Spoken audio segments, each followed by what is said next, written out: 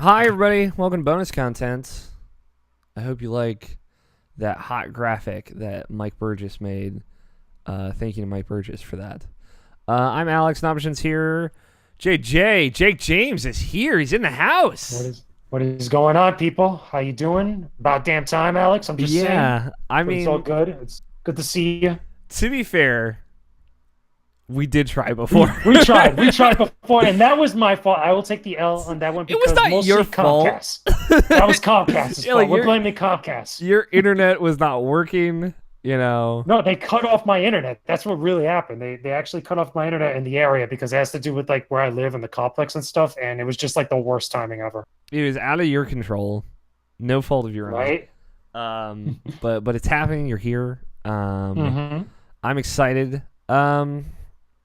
So I'm curious. Like I don't because I'm a terrible friend and I don't know too much of your history with video games. So you do JJ. You do freelance work for IGN.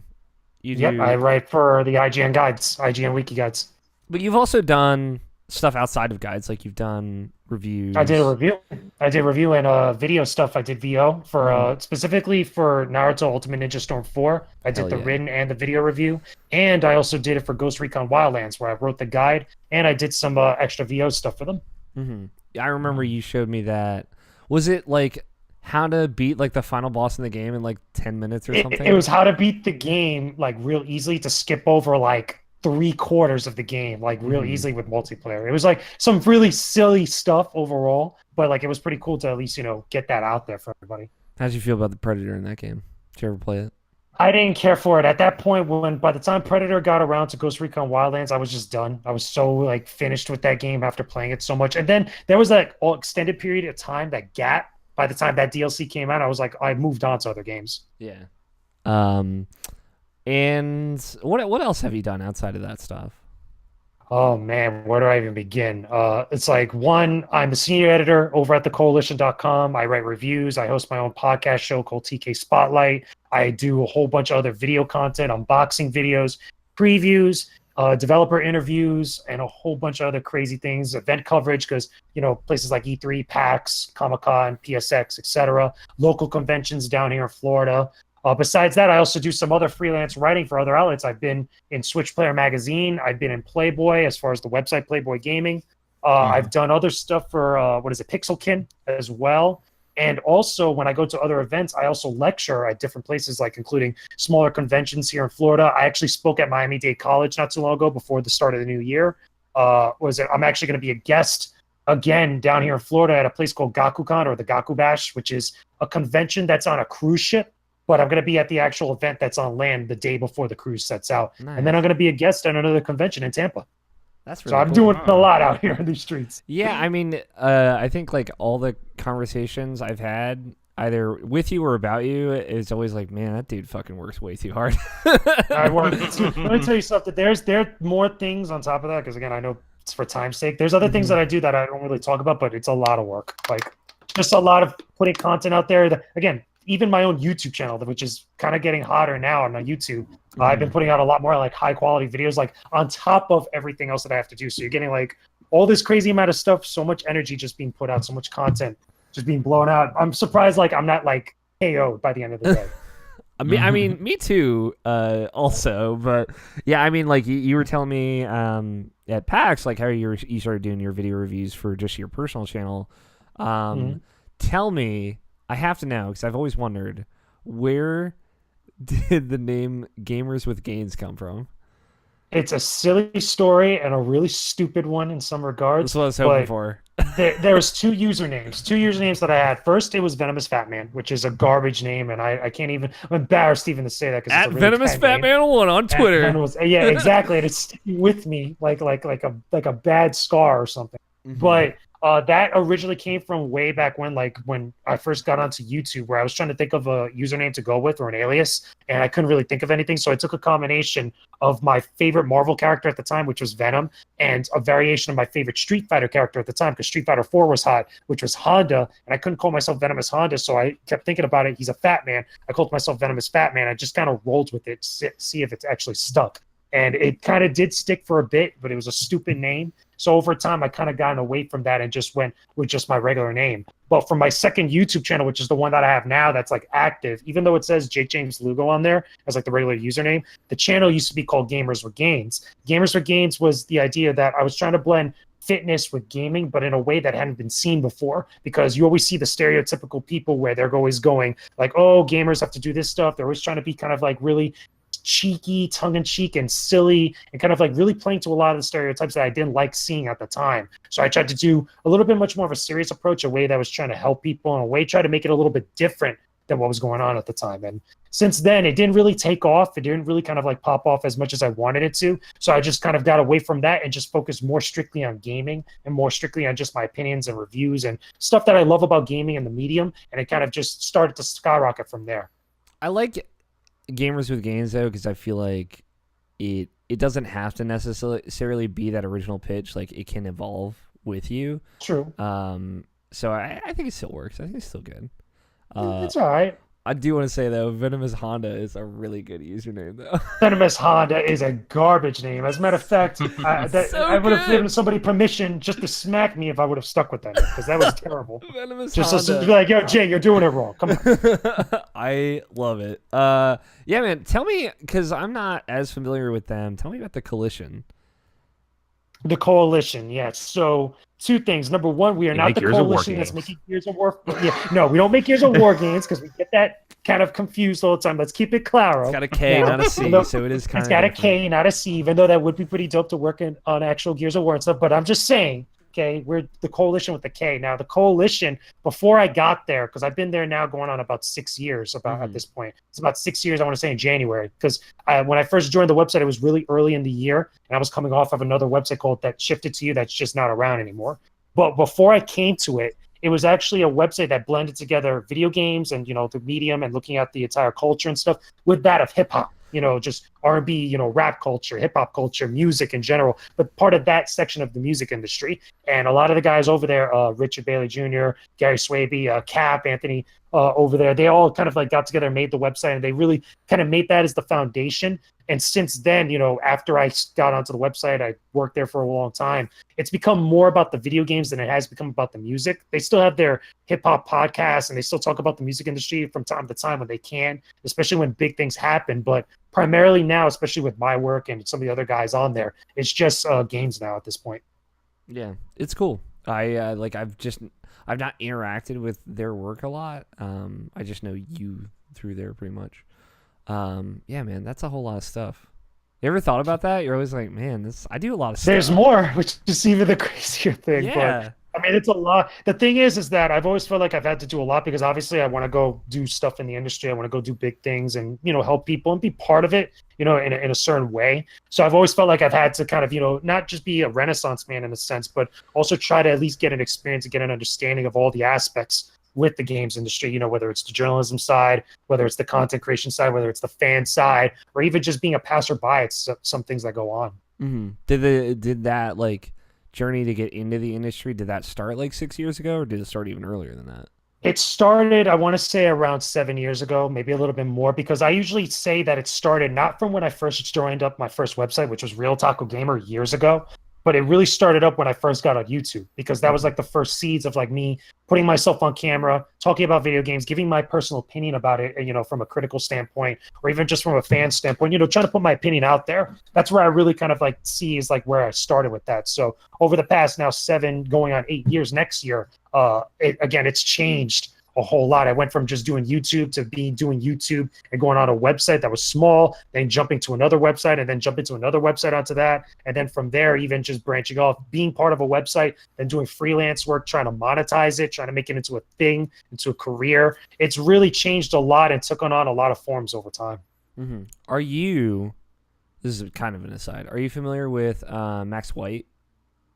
I've heard the name. I believe so. I've heard the name before. I know a lot of Maxes, though. That's the problem. Friend of the show. He also does guides for IGN, like wikis. So I'm pretty sure. Yeah, nice. So then, I probably have worked with him on some of the guides before, because I know a lot of us, we do especially bigger games, we sometimes work on the same guide. Like perfect example, when Fallout 4 came out, I did a lot of the video stuff and some of the location stuff for Fallout 4, and we had like 7+ people doing the guide. Like it was a ton of stuff, because that's a big game, obviously. Yeah, I like the idea of just like splitting off into different sections of the map, and just combing it. Yeah, He yeah. did Just call the me. he did the whole guide, I think, for or at least part of it for Metal Gear Survive. Nah, yeah, Uh, well, I don't envy him because that's Metal Gear Survive. That's not Metal Gear Solid 5. But yeah. get No. that man a drink. At least I hope somebody did. I think he's been drinking pretty much ever since he finished playing it. So, I feel bad for him. but yeah, that's the last one. I know I think he helped with God of War as well, but Nice. um, yeah, I was just curious. Trying to think any other questions out of the top of my head. Uh, what's the goal? What's the destination? Obviously, There, it's a moving point, but it's a combination of things. Like obviously, one of my big goals is that I want to go work for IGN. In some level of capacity. I mean, obviously, I've applied over there, but more, if we're looking at the bigger scheme of things, I want to be a more intricate, more symbiotic part of the games industry. I want to be obviously someone that people value their opinion, or if somebody, people value my, stance and my outlook and my perspective on games just in general, whether it be critic, reviewing games, talking about the industry, being a part of it, and all these different types of stuff. I want it to be something that's, even though gaming is an intricate part of my life, but I want to take it to an even higher part where it becomes something that, again, becomes not just as a means to live, but also just something that I can enjoy for the rest of my life. Because I have fun with this type of stuff, as much as the crazy amount of work that comes out of it, whether it's guides work, whether it's writing reviews, whether it's making YouTube videos or doing all these like crazy things, or even running around at events, because you know from personal experience how tiring that could be, especially at PAX when I saw you. We were all exhausted at one point, just going from place to place. But stuff like that, being part of that whole scene and being part of this whole kind of like, a circle of like, society, I guess you could say, or just that part of just the industry. It's just fun to me. It's better than being a fan, even though it's as tough as being something like you don't want to get involved with, but still, I enjoy it. yeah, I think there's a real merit, and it's a feeling because like I took a sociology class once, so here's that being regurgitated. But like I love, to some extent, video games as a subculture. Like there are horrible parts about it, but or horrible sects of it, but like within that subculture, like the aspiring video games enthusiast press is like a really rewarding, and like a lot of camaraderie comes out of There's that a lot of great people. like subculture. Yeah, like like I've met you, and just like because most of them, like just dozens of other people that A like ton of great people. I've gotten to work with, I've gotten to become friends with, and then I get to hang out with, and I'm sure you feel the same way too. Of like I have never felt more dead after like running around PAX, especially this year for 4 days in a row. But I've also never felt more alive at the same time. Yeah, I felt like that after E3, like specifically my first E3, and then like obviously the subsequent ones afterwards. Because when I went to my first E3, it was really where things kind of clicked in, where I wanted to do this for the rest of my life, or I wanted to make this into a career. Because there's nothing like, people that you watch online or you watched on TV for like the longest time. Like obviously, I'm pretty sure you grew up with G4 TV. You probably Yeah. watched X Play. You probably watched Jeff Keighley. All those other people like that. But when you're watching them for so long, and then when you're around them in the same room, or even if you're just conversing with them, and these are people that you've admired their work or even looked up to them in some way, it's surreal, but it's also just fun as hell, because then it only gets better from there. Like just the level of like craziness that it goes as far as Wonderland just gets absolutely insane. It's just a lot of fun, and it's something that I think a lot of people take for granted. They don't really think about it. Mm-hmm. Yeah, I mean, like a big part of that, and a big part of like just what I love. I mean, my relationship with Greg Miller is like that has been like a really weird, great thing that's happened alongside this journey that I wouldn't have expected. But like, it's for me, it's another one of those friendships that I've picked up along the way, and it also like helps open your eyes to see like it helps ground you with how these people are, and also like how anything is kind of possible as Gives far you as perspective. yeah, it's a really refreshing perspective. Um, it's nice to have you on. Long time Mhm, of coming. course, Um, definitely. It's fun. in bonus content, typically like if not all of us are here, because we usually do the thing where I go around the table and I'm like, "How's your week?" Like let's catch up. What's going on? But if not all of us are here, or if we have a guest on, I try and like create some kind of aim of it all. Mhm. I didn't have anything prepared for this, but how do you feel about Star Wars? Man, I hope you're gonna get comfortable for like a good 4 or 5 hours. People, get Welcome to ready Irrational because Passions podcast. welcome to Irrational Passions, where stuff gets crazy. Yeah. But I think right now you have to look at it one of a few ways because Hmm. there's older Star Wars fans and there's newer Star Wars fans, and there you can't just look at one and ignore the other. That's Hmm. the thing because Star Wars is a legacy franchise. It's a thing that's been around since the 70s, and that's spawned off into a conglomerate multimedia pop culture iconic legendary franchise. Like it's just as big as it gets right now. It's Hmm. bigger than a lot of other stuff. I would even argue, bigger than some of the Disney stuff. But again, that's a very highly debatable thing.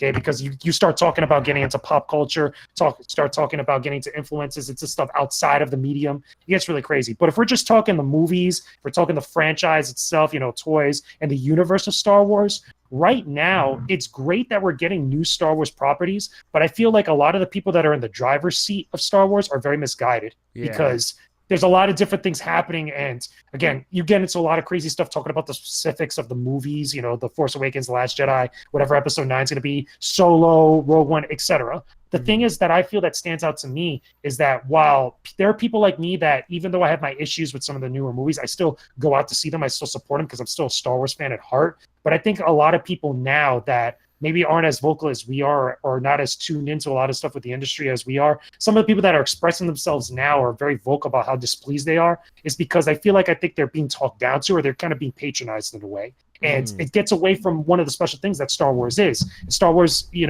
a lot of the storytelling, a lot of the subtext, a lot of the morals and stuff is all about bringing people together. It's a very uniting type of story. Again, especially if you look at the original trilogy. And while there is a section of that in some of the newer stuff, I think a lot of it is lost, and a lot of people are just kind of a little bit annoyed and upset that a lot of this stuff, a lot of the focus is shifting towards things that are very un-Star Wars like. Yeah, and like Mm. I definitely I'm with you on that because like a big part of the original Star Wars trilogy is kind of like this sense of found family, like this family that they find each other, um, both like literal familial bonds and more like theoretical or uh, the other word I'm looking for, familial bonds, like metaphorical familiar bonds.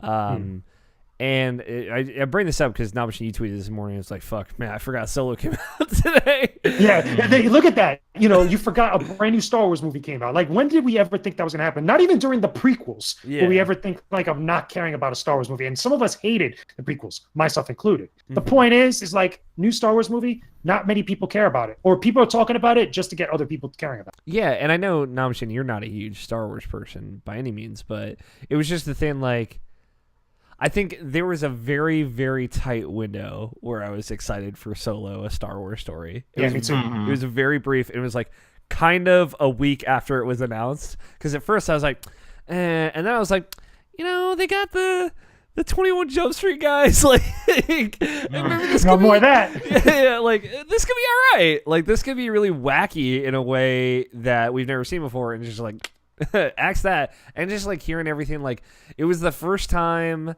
because like I have fallen deep into the in review series that Kind of Funny does, and All the Marvel movies. I yeah, watched those. and now that continued on to Solo and all that, like it was the first time where I was just like I don't even care about spoilers. I'm just gonna watch this whole thing, and I haven't seen the movie yet. I enjoyed it a great deal. I get more excited for Ragu Bagu now than I do for most things. God, where were you like 5 months ago? I know it's so weird. It was just like the week before Infinity War. I'm like, I'm gonna watch all of these, and now I've watched all of them, and I'm like, I'm sick.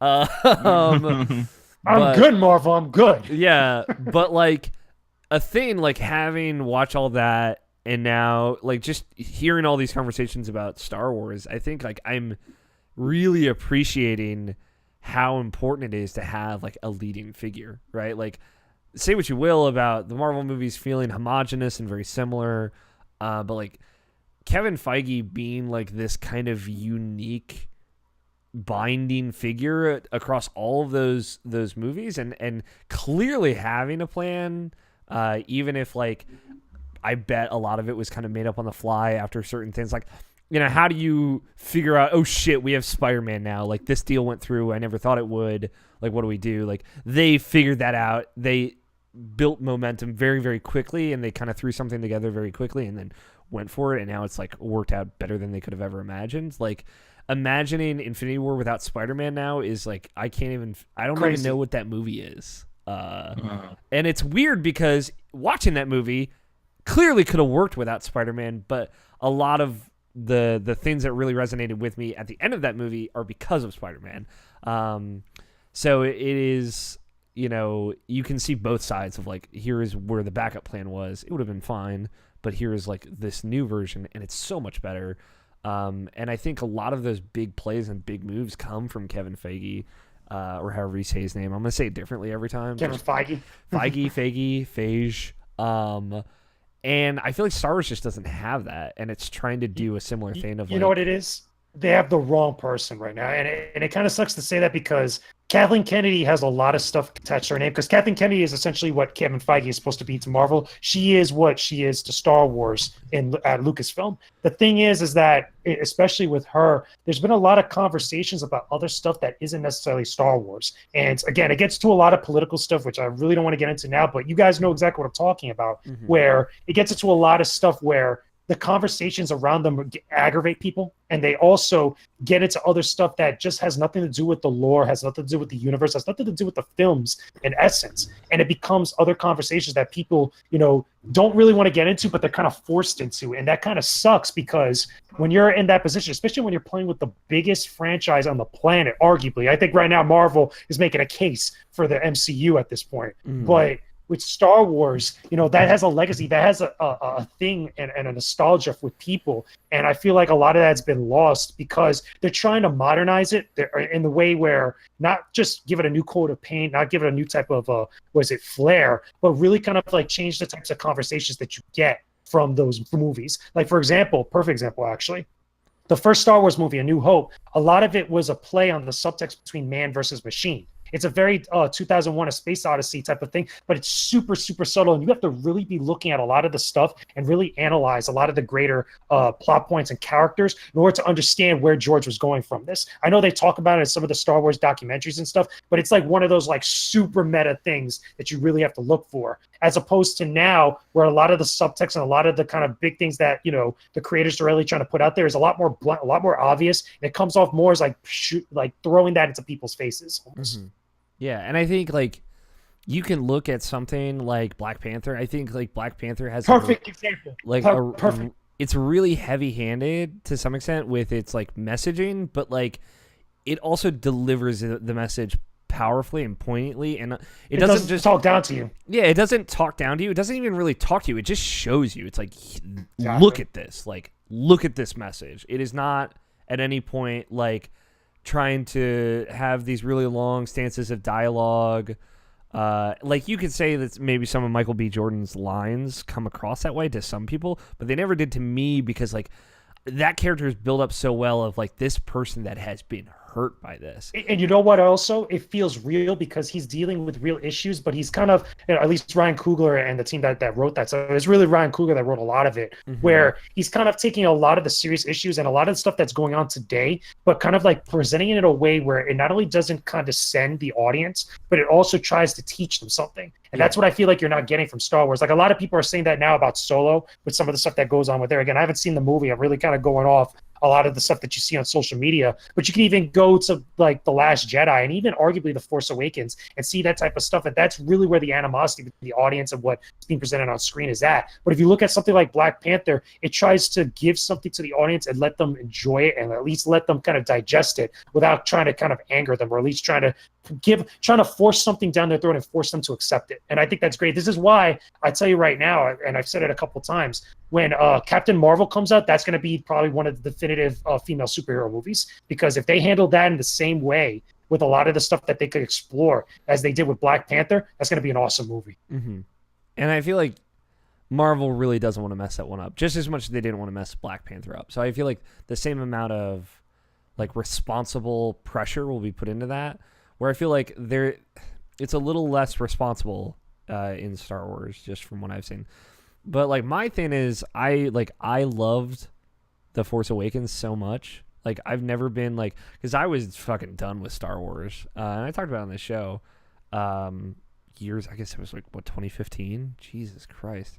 But I was like so burned by the prequels, and I was done, and I was like hard out, and I was expecting Force Awakens to be bad. It was not until I was sitting in the theater watching it that like the spark of hope that this movie could be good like lit up in me, and then I like just started like crying in the theater when the fucking crawl starts. Like before you even see a character in that movie, I started crying because I was like, fuck, like I forgot how much this means to me.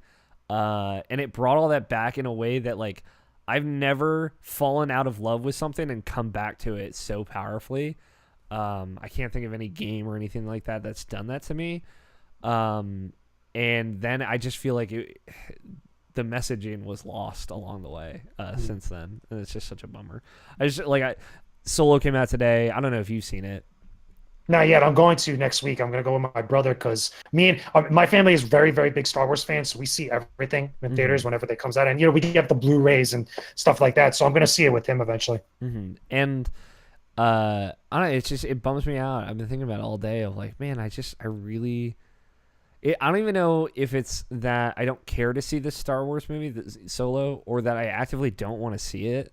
But well, let me ask you this: did you like The Last Jedi? Because what I like The Last Jedi less and less the more I talked about it, and then that's kind of what did it for me, at least for the newer Star Wars movies. Because I still think out of all the newer Star Wars movies, I think the one that's has the definitive moments for me is probably Rogue One, because it's not only the closest to the original trilogy as far as aesthetic and some of the things that they're exploring, but also I felt like there was enough ground and enough stuff for both old fans and new fans to play with there that everybody really came out that movie feeling a little bit more inspired. And you could say the same thing about The Force Awakens, because I was the inverse of you. I actually was really excited about The Force Awakens, and when it finally came out, I was really satisfied and I was optimistic, even though I didn't agree with everything that was going on. But I was a lot more optimistic then than when I came out of seeing The Last Jedi. I felt a little bit kind of not betrayed, but just really, really down about it overall. Yeah, I think I was in the same spot. Like the more I talked about it, the less into it I was. And the thing is, and I still defend this. Like I really like where everything is at, where all the pieces are on the chessboard at the end of The Last Jedi. Like I'm excited for. I feel like 9 has a potential to do some really cool stuff. Because like we got over some hurdles and like we did it in a really shitty way in some cases. But like if Mark Hamill wasn't as good as he was, like I wouldn't have liked The Last Jedi at all, I think. Yeah. I'm the same way. I'm also of the mindset that like some of the things that they kind of tinkered around with, or at least played with the idea that could happen, they never fully committed to it. And I was like, man, that would have been awesome. Like, again, spoilers for The Last Jedi, but like after that throne sequence, with Rey and Kylo Ren, imagine if he fully went through and actually turned and he joined up the good side. Yeah, I mean, like that would have been a totally different movie or totally different direction that we're going into episode 9, and I would have been more excited. But they never fully committed to it. Immediately, we just kind of reversed everything. Yeah, and that was just a bummer because I think the big surprises that they did, like they could have worked out in a really interesting, fun way of like, oh man, how does this change everything? But like, it's just like I felt like there was like one step forward, two steps back with every time they try to surprise you. But like I said, I think Luke Skywalker is incredible in that movie. Like I understand like Mark Hamill said what he said about his role in that or whatever. But at least he made it work for what he had. I mean, you got to give him a lot of props he never for everybody still caring about him. Yeah, he cared, and he was like, I'm going to do this. Like, you are directing me. I will do this, and I'll do it the best I can. He fucking just crushed it so hard. Like, every scene he was in, I thought was incredible. Like, that scene where he, like, explains the Force, and it's, like, kind of retconning everything the prequels did.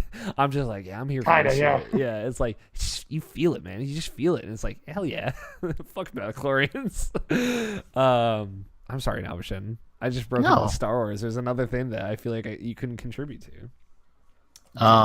Actually, like, if JJ's ever free, I would like to have like a real discussion about this. Yeah, of course. I'm always down. Fresh off the dome. No, Because I have questions, but like I'm just not trying to extend this longer than it has to be. Yeah, Yeah, sure, my no sake. problem. Anytime, I'm always down. I love Star Wars. Again, like I said, my whole family is really into Star Wars. Again, since I grew up, the first Star Wars movie I saw them out of order. I saw Return of the Jedi first, and then I went back and saw 4 and 5. See, I saw So I it's saw weird. I saw Empire first. My first Star Wars memory, and it's like one of my favorite memories of my dad. I told this story a bunch of times, but was they were doing a reshowing of Empire Strikes Back in the movie theater. My dad and I just went Oh and yeah, saw the it. the special edition release. Yeah, and like I got to see Empire in the movie theater, and I just remember fucking watching the whole Hoth scene, freaking out, and my dad was loving it because he loves that movie. It's like maybe his like third favorite movie of all time, if not his number one, and he's just like loving me like reacting to everything. It's a very precious memory with my dad, which I don't have a lot, just because we've never been super close, but that just like seeing Empire in the theaters, like I don't remember a lot of it. I just remember Hoth pretty much, which to be fair is like a quarter of that movie, but You're right. it's just like, yeah, that AT-AT scene is incredible. And if I could see that movie in theaters in its original glory again, I would totally do it in a heartbeat. Namajan, did you ever see Last Jedi? Yeah, Last Jedi I definitely saw. How did you feel about it? Because I feel like we never talked about it. Well, we did. It's been a while. It was just it was just like one of those things. It was just like okay. Like as a person who's not super deep into it, but like enjoy them. I've seen pretty much all of them. Actually, I have seen all of them. Except like Rogue One and now Solo. I was gonna say like I would really be curious to see your reaction to Rogue One because it's just it is so separate. I feel like you might actually connect with it more. But I don't know. Maybe. But like for someone like me, like The Force Awakens is my favorite Star Wars movie. It used to be Return to Jedi, but like I love The Force Awakens so much just because of like it just like hit all the right notes for me. It's probably my number 2 now. Like honestly, like I said, I like that movie more with every passing year. Pretty much, like it's just it awakens something in me, the Force, that I didn't know like was still there. It like revitalized this dead part of my heart. And I just love that movie. We should probably start the real podcast. Jake, do you have your audio recording software ready?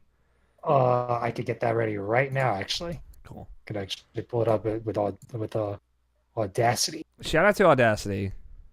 Word up to Audacity. That's what we Super use. easy, super simple. Not sponsored. Not sponsored. It's a free Yeah, application. you gotta say that now. Apparently, it's like with everything. It's like, yo, this product's awesome. Not sponsored. Not sponsored. I'll remember that. Let me talk about Yeah, but MeUndies. We're not sponsored by MeUndies, but MeUndies is great. I got Tony on MeUndies, Navashan. Oh really? Yeah, he got his first pair. He's like literally, because I said that whole thing about it, how it actually changed my life, which it not jokingly did. He became a new man. I became a new man after wearing MeUndies. And he's like, dude, I fucking get it.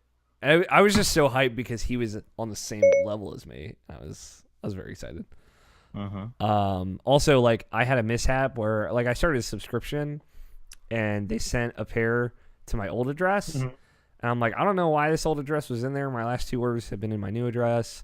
Can you guys help me out? And the person replied like in a day. He's like, yeah, we sent you a new pair. It's fine. Don't worry about it. Just forget about it. Just don't even think about it. It's on its way. It'll be there Tuesday. And it's like, fuck, y'all are great. Anyway, I'm gonna count down from 5 to 1, and Okay. on 1, we're all gonna hit record. Gotcha. Together. So now I'll go on 1. 5, 4, 3, 2, 1. Rad. Perfect. Make sure I got everything ready. This is probably charged up enough now. I'll wait to turn it on. Like I'm looking at the line just go by. Yeah.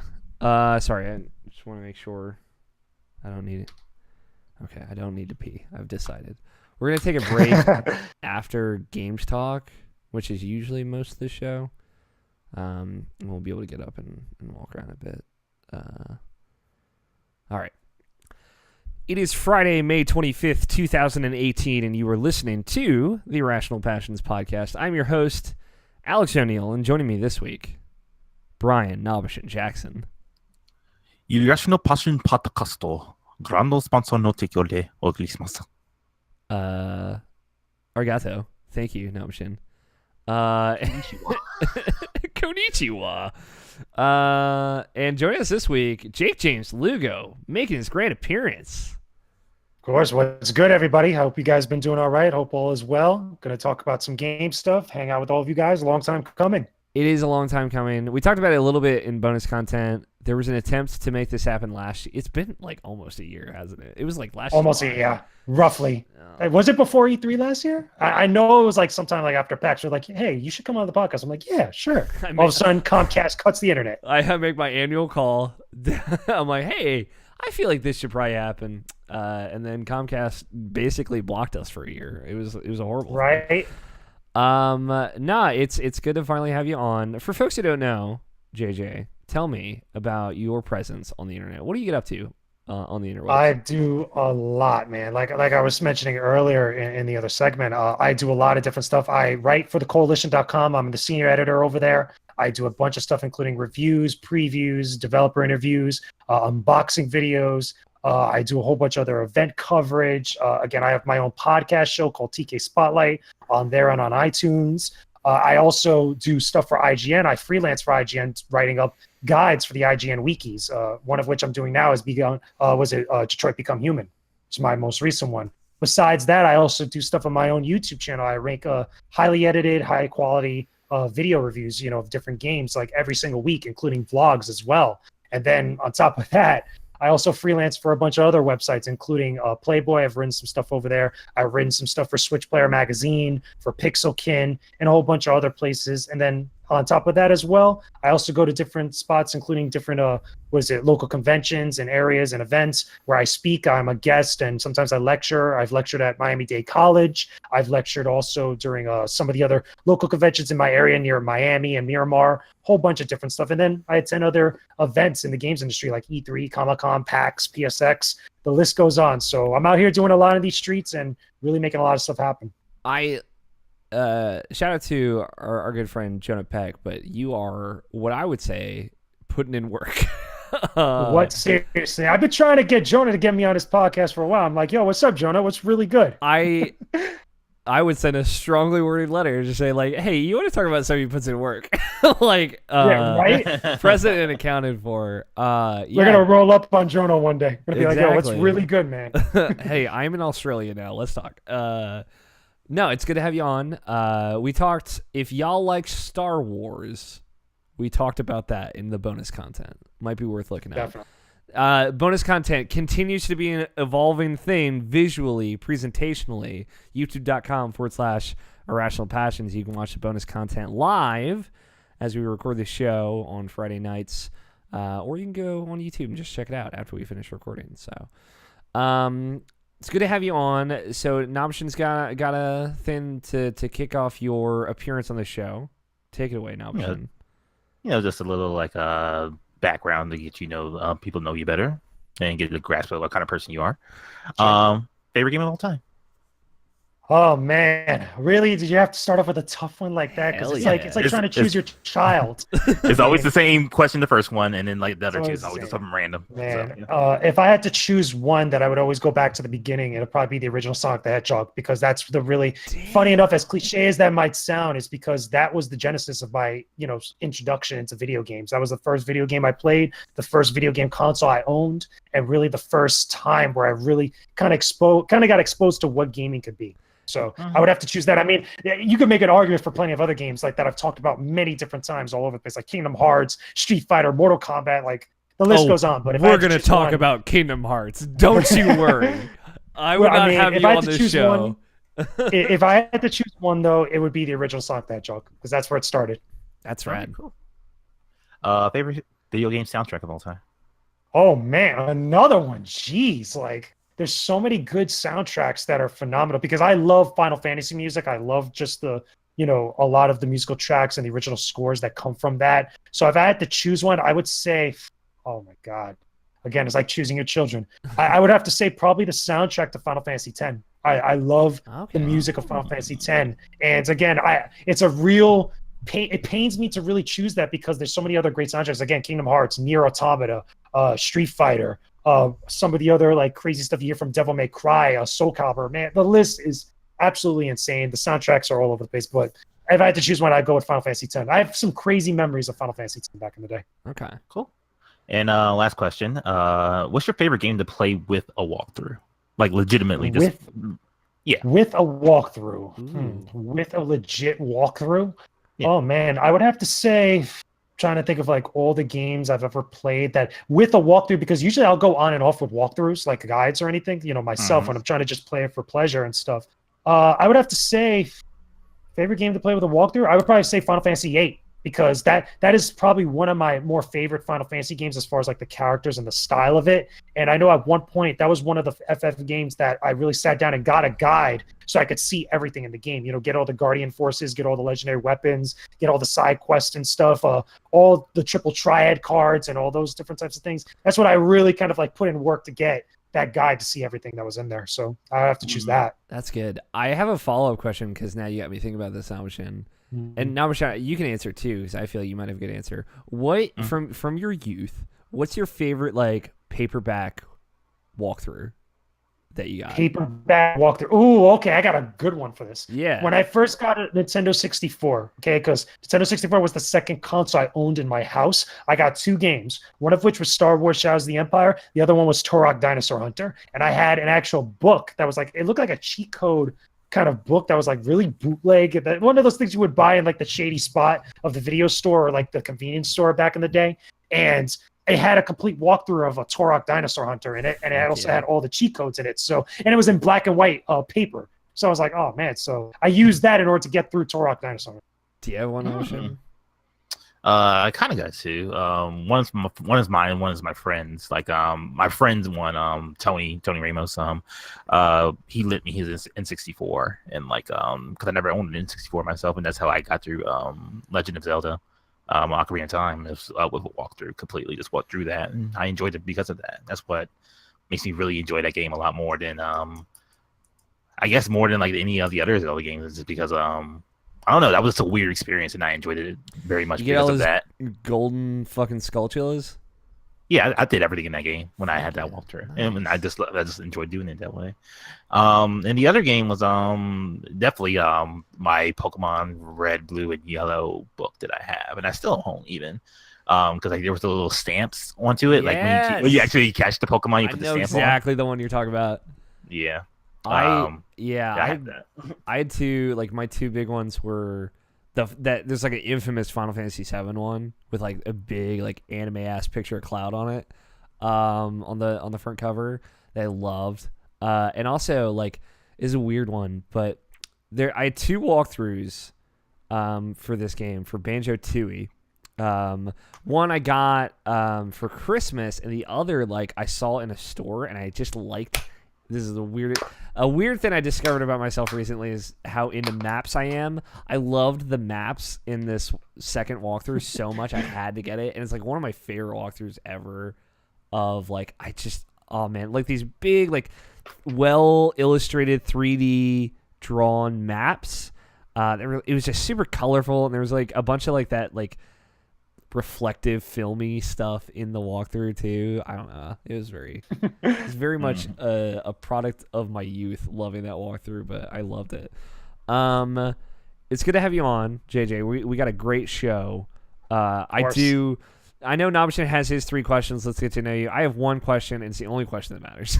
Sure. Because it determines whether or not you're a true believer. Okay, here we go. Is Kingdom Hearts 3 releasing in the year of our Lord 2018? I don't think so. Damn it! To be totally honest with you, I don't think. You want me to tell you why? Because I've been burnt before. I've been really badly burnt before.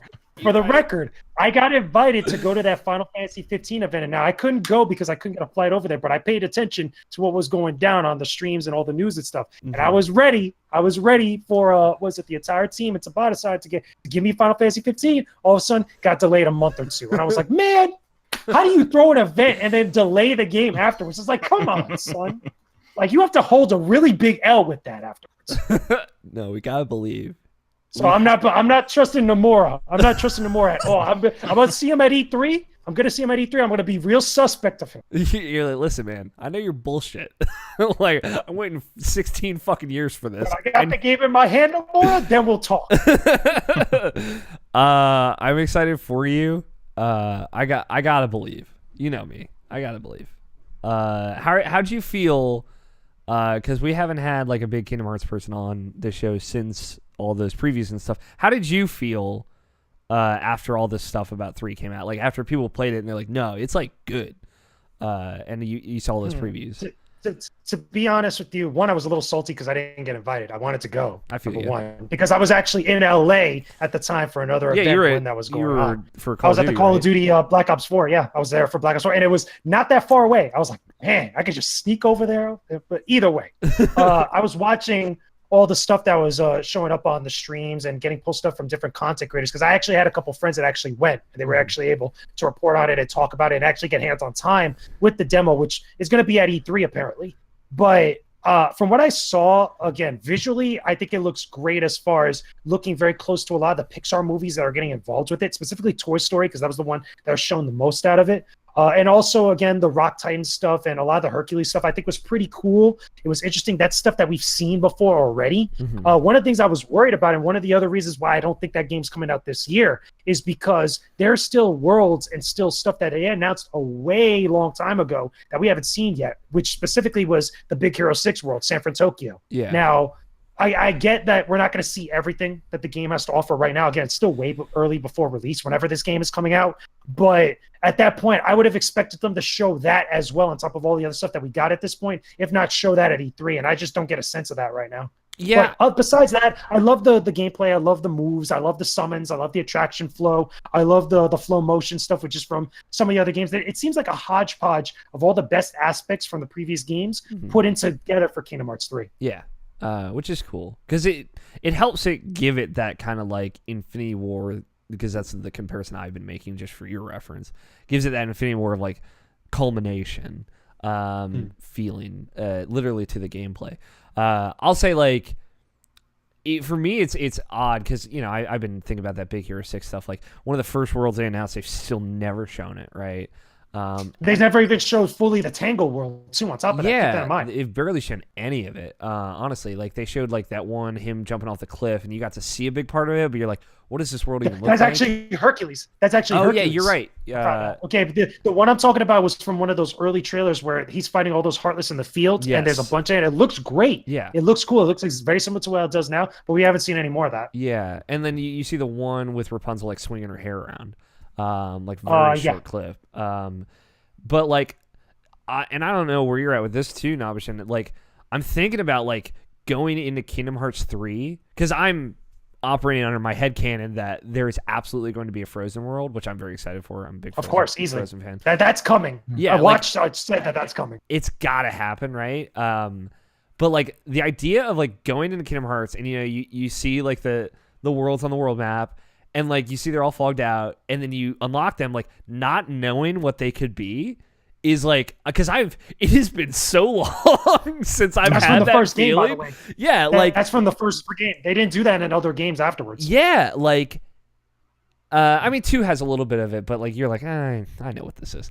You can see the silhouettes. Yeah, you can see the silhouette. You're like, I get it. Pirates, what the hell is this? But, like, because like 2 had those moments like space paranoids, right, where you go into Tron's world. I feel like was like one of those big surprises, and I feel like Steamboat Willie's could have been that, but they showed a lot of that before it came out. But like the idea of going into a Kingdom Hearts game and like being at a point where like I'm about to unlock a new set of worlds, I don't know what any of them are, like is the craziest and also the most exciting thing. And I'm like, I'm hoping, or like I would love it if the first time I see San Fran Tokyo is like in the game. I don't know where you're at with that, Nabashin. Nah, son. Because we talked about it. You're like, I need to see all these trailers. Like, there's a difference between like something like God of War and like this game. Like and it's a big difference too, because like I remember with Kingdom Hearts 2, I just did everything about that game from the trailers and everything like that, and like even though I knew like pretty much all the worlds, like it still like surprised me like from beginning to the end. Like it like I couldn't get enough of it. So like yeah, I have to. There's no way around that one. Yeah, my like keep in mind a bit of or at least I guess I should say at this point now. Yeah, at this point, at this stage of where we're at right now, post E3, that's where I'm at. Like if I did this at the beginning, like I did with Persona 5, that's different, because like I would still be on Media Black and I would still be great. Yeah, but I don't know. And like Persona 5 was like. That was really incredible because you and I were both in the same spot of like, I don't know what the fuck this next world's going to be. I know there's a space world at some point, but there were like 6 worlds between that I did not expect, like the bank and all, like I didn't know any of that was going to be there. But I lost my train of thought. Yeah, no, it's gone. The train left the station, y'all. Something about Kingdom Hearts 3 and being surprised by it. I think it'll feel different like after E3, because we're all assuming, or at least I'm assuming, that we'll have a release date there. But there's just like an excitement there of like the unknown that I'm pretty excited about. That and there will be stuff like going in that game that they're just not going to show, like whatever the world that never was equivalent in Kingdom Hearts 3, like the final world, whatever that is, like they're not going to show that before. You know what I'm hoping they do though, which they've really not really done too much of in the previous games. They haven't really given us a Final Fantasy centric world. Now I know a lot of people write that off as like Hollow Bastion, the world that never was. Was it again Radiant Garden, depending, which is still technically Hollow Bastion, like stuff like that. But I really want a Final Fantasy pooled world. Like why can't we go to Sphera? Why can't we go to Midgar?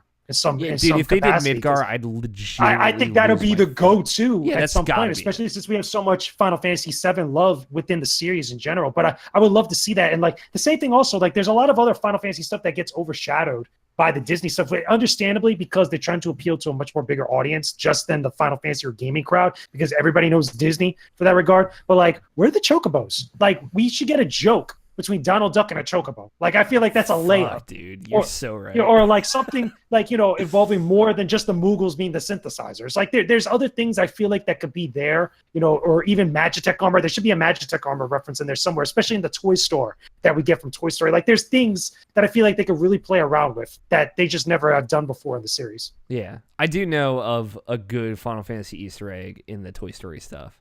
That's the Dissidia figures that apparently are the summons, but they're also references just to Dissidia NT. Yeah, which is fun. Like I think lean into stuff like that. I agree. Like there should be more stuff. Man, fucking if Midgar was in that game, I'd lose my fucking mind. Everybody do a backflip. What?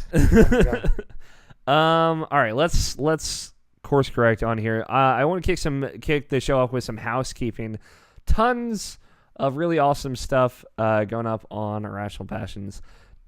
It's a website where you can look at a bunch of stuff, more specifically a whole bunch of reviews. We got a few things from pretty much everybody. Everybody's touched base this week. George Cruz wrote a review for Trailblazers. Really cool game. It's like F-Zero-esque in how it's like a kind of techno-futury, very fast-paced racing game. But it also incorporates this idea of Splatoon, where you kind of leave... It is 2v2, and you can leave kind of like an ink trail behind you. And one of the goals is to win the race, but the other is to have more of the track covered by the end of the race. Unfortunately, I guess there are a lot of shortcomings that George ran into with the game. I think performance is a big part of that, but you can go check out his review on IrrationalPatch.com. Logan played the video game Stay and reviewed it as well. there's a story there. I think you should just if you're curious, it's a puzzle game. You should go read his review. I don't know as much about Stay as I do about Trailblazers, but that that game troubled Logan in that he got stuck on some puzzles. There was a whole Slack conversation about it, but he ended up finishing it, and I think it seemed like he liked it quite a bit. It just had some problems. New episode of Input is out. They talk a lot about, because I listened to it this morning. They talk a lot about Call of Duty, and we talked a little bit about Call of Duty, and I might pick your brain a little bit later, JJ, just because you played it. Sure. But Logan is very in a camp of like very staunchly against taking out the campaign, and they have a good conversation about that and Battle Royale and kind of where Call of Duty's at, and they also talk about this visual novel debacle on Steam, and there's a really good Jared delivers a pretty good obituary for Total Biscuit, who unfortunately passed away this week. R.I.P. to John Bain. Yeah, so it is worth listening just for that. But Input, great show about news from George, Jerry, and Logan. You should go listen to it no matter what. Review of Shin Megami Tensei Strange Journey Redux is finally up from Scott White. He liked it a lot. You can go read his primer if you're curious about getting into a Shin Megami Tensei game or Strange Journey specifically. Scott has this great kind of like introductory guide of like, here's the world, here's how the game works, in his Professor RPG primer from last week. But his review is also up now. And it's a really fun review. He just had fun writing it. And my review of God of War is finally up. It's one of the most like back and forth, like, tell me what you think of this. All right, let me change this. Like I've had with the team for one of my reviews in a long time, maybe ever, for a review. I worked really hard on it. It's a little long. I understand that, but I've gotten a lot of good feedback on it. I feel like it flows pretty well. You should be proud of that one. I think that's literally one of your best reviews. Take a victory lap when you can. Did you read it, Option? Yeah. I feel like it's a weird thing because, like, I gave the game an 8 just for full disclosure, like just up front, like, you can see it on the front page of the site, so it's not like whatever, but like I really get into everything. Like like I feel like I touched on all the things I needed to touch on. It's funny because like I was like looking at screenshots to put in the review. I'm like, fuck, I didn't talk about the loot in this game at all. And then I put in the one because it wasn't like relevant to how I felt about the game. Like I don't think me putting in a paragraph about like, hey, there's a level that's based on the gear you have equipped. Like I don't think that would have helped, but I did like incorporate that in like a single screenshot. I'm like, hey, this is also here. But it is a thing where I don't know. I feel like I was very fair in I was very thorough in like why I thought these things about that game didn't work, but also the parts that did work in that game, why they worked, and why I was really impressed by them. So I'm really proud of that review. I think it's one of the best reviews I've ever written. It's up there with like my Breath of the Wild review as far as like I really feel strongly about how I did it. I think you did an amazing job like conveying what you really think about it, like in general. That could be so hard to be like try to sound fair, but also like also say what you have to say. And I feel like you actually like got across and like made it understandable for like dum-dums like me who don't really read too much. So I would never call you dum-dum, but I appreciate that. Big thing, just now that it's out, like because the opening paragraph Logan really did not like the opening paragraph. And it has changed a lot. I think it's better now than it was then when he first saw it. But he's like, he messaged me to say, so you stuck with that original opening paragraph, huh? Because I wrote like a whole other intro, which would have led into basically a completely different review. Because I like to have kind of like a through line narrative, with my pieces. So, I'm really happy with how it turned out. Like I start really harsh, like really high, and then it flows back down to middle, and then I kind of build back up to where I feel in the end. But yeah, I think it is a good review, and you should go read it. That's all the stuff up on IrrationalPod.com. I am recording episode 3 of Get Acquainted this weekend, which is going to be, it's a different kind of episode. It's not like an interview, really. So I'm pretty excited about that. I don't want to say too much because I feel like it'll be a fun surprise when it does ultimately come out. That'll probably come out sometime next week, so folks can look forward to that. And that is, I think, everything. We got tons of more stuff in the pipeline too, so stay tuned. It's hype out there. But that's all the housekeeping out of the way. Let's talk about video games. JJ, what you been playing, man?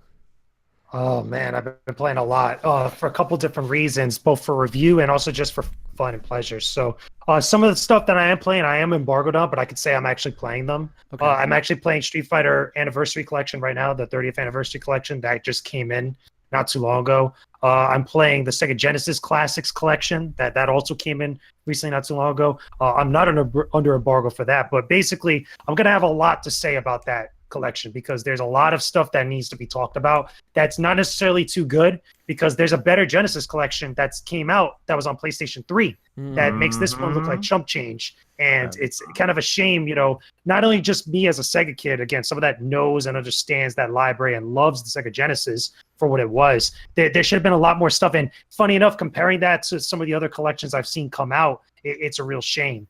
But besides that, I've also been playing Shantae Half Genie Hero. I reviewed that on the Coalition a while back. That's one of my favorite indie titles as of late, or also one of my favorite kind of platformers on the the Nintendo Switch. I really enjoy that game. I really love the music, the visuals, a lot of fun. I know it's an older game. It was on the other consoles way, way back when, but still, I had a lot of fun playing that. And then finally, the big one, obviously, is Detroit Become Human. I'm writing the guide for that on IGN.com right now for the wiki guides. I'm doing the whole walkthrough. I'm doing the video stuff, a lot of different things. I'm working with a couple other people to try to make sure that guide is all really good. So that's the majority of my time. Let's get into it. Detroit Become Human, the most divisive game on the internet. Or at least, the hot topic of the week. Where have you finished Detroit? Are you as far as for the playthrough stuff, no, because again, I have to play and capture video and stuff like that, but I already know what happens at the ending, and I kind of have a good stance of where I stand on it right now. Okay. What do you feel? How do you feel about Detroit? Honestly, I think Detroit is fine. As far as, the David Cage / Quantic Dream style of games, I think this is the best one to date as far as the way that it looks, the way that it tells a story. It gets into a lot of philosophical and moral and ethical dilemmas that are very, very good as far as writing, as far as dialogue. I think the acting is pretty good. Some people would argue that it could be better than Heavy Rain and Beyond Two Souls. I think there's an argument to go either way. Because also, let's be real, there's some characters and some stuff that happens there that isn't all that great. Like some of it's a little bit one-dimensional or like one note, and it kind of just like lingers. It's just there in comparison to a lot of the other great stuff that just is really freaking good. But other than that, as far as a game is concerned, if you're not into that style of game, if you're not into something that's a little bit much more slower paced and not like action heavy and kind of one-to-one reaction like what you would get with traditional video games, this is not going to be for you. I know I said that in a review that I did for my YouTube channel. I really kind of harked on that, is that this is not going to be for everybody.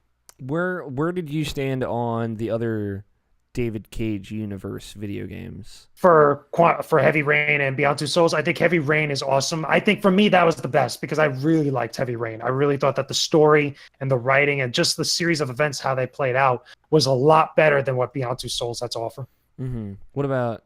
Did you like Beyond? I feel like most people don't like Beyond. I didn't play enough of Beyond. I know I played it. I know that I played the version that didn't really get all those fixes. I know they kind of had an updated version, I think, for the PlayStation 4 that kind of like rearranged a lot of the chronological order of certain stuff. Like it made it more linear than kind of like jumping around.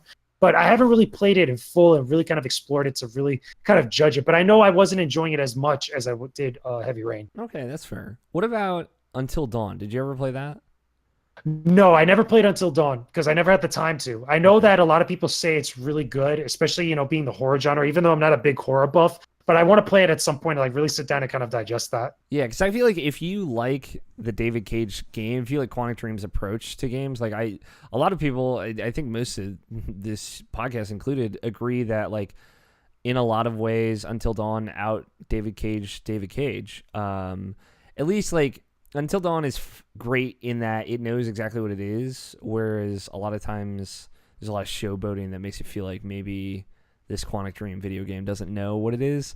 And I like that it wants to aspire to being something more, but also I think, I mean, there are a lot of issues with those games taking themselves too seriously. But I'm curious, like, how video gamey does Detroit feel? Because when I played that brief demo at PAX East, which is just like the fucking save the fish level, because apparently if you don't save the fish, everyone's gonna ask you about it. You're gonna feel real bad. It felt like way more video gamey than the other Quantic Dream games, save for Indigo Prophecy. I don't know. I really don't know, because I mean, you could make an argument like that and say because of the androids that you control, obviously you're gonna have like those scanning visions that you get by holding R2, being able to look at different stuff and scan it. So that in of itself feels more like a video game, or more as gamey as you could get within like that David Cage style of games. But I think it still leans a lot more heavily on the cinematic stuff, where it's trying to be a movie. Because I even playing through it now for the guide and stuff, I felt more kind of invested with a lot of like what was going on with some of the characters, the dynamics between them, and some of the events that happened to them, than I was actually really trying to look for different stuff, or really trying to make sure that I did all the important stuff to get the best solution. Yeah, I don't know.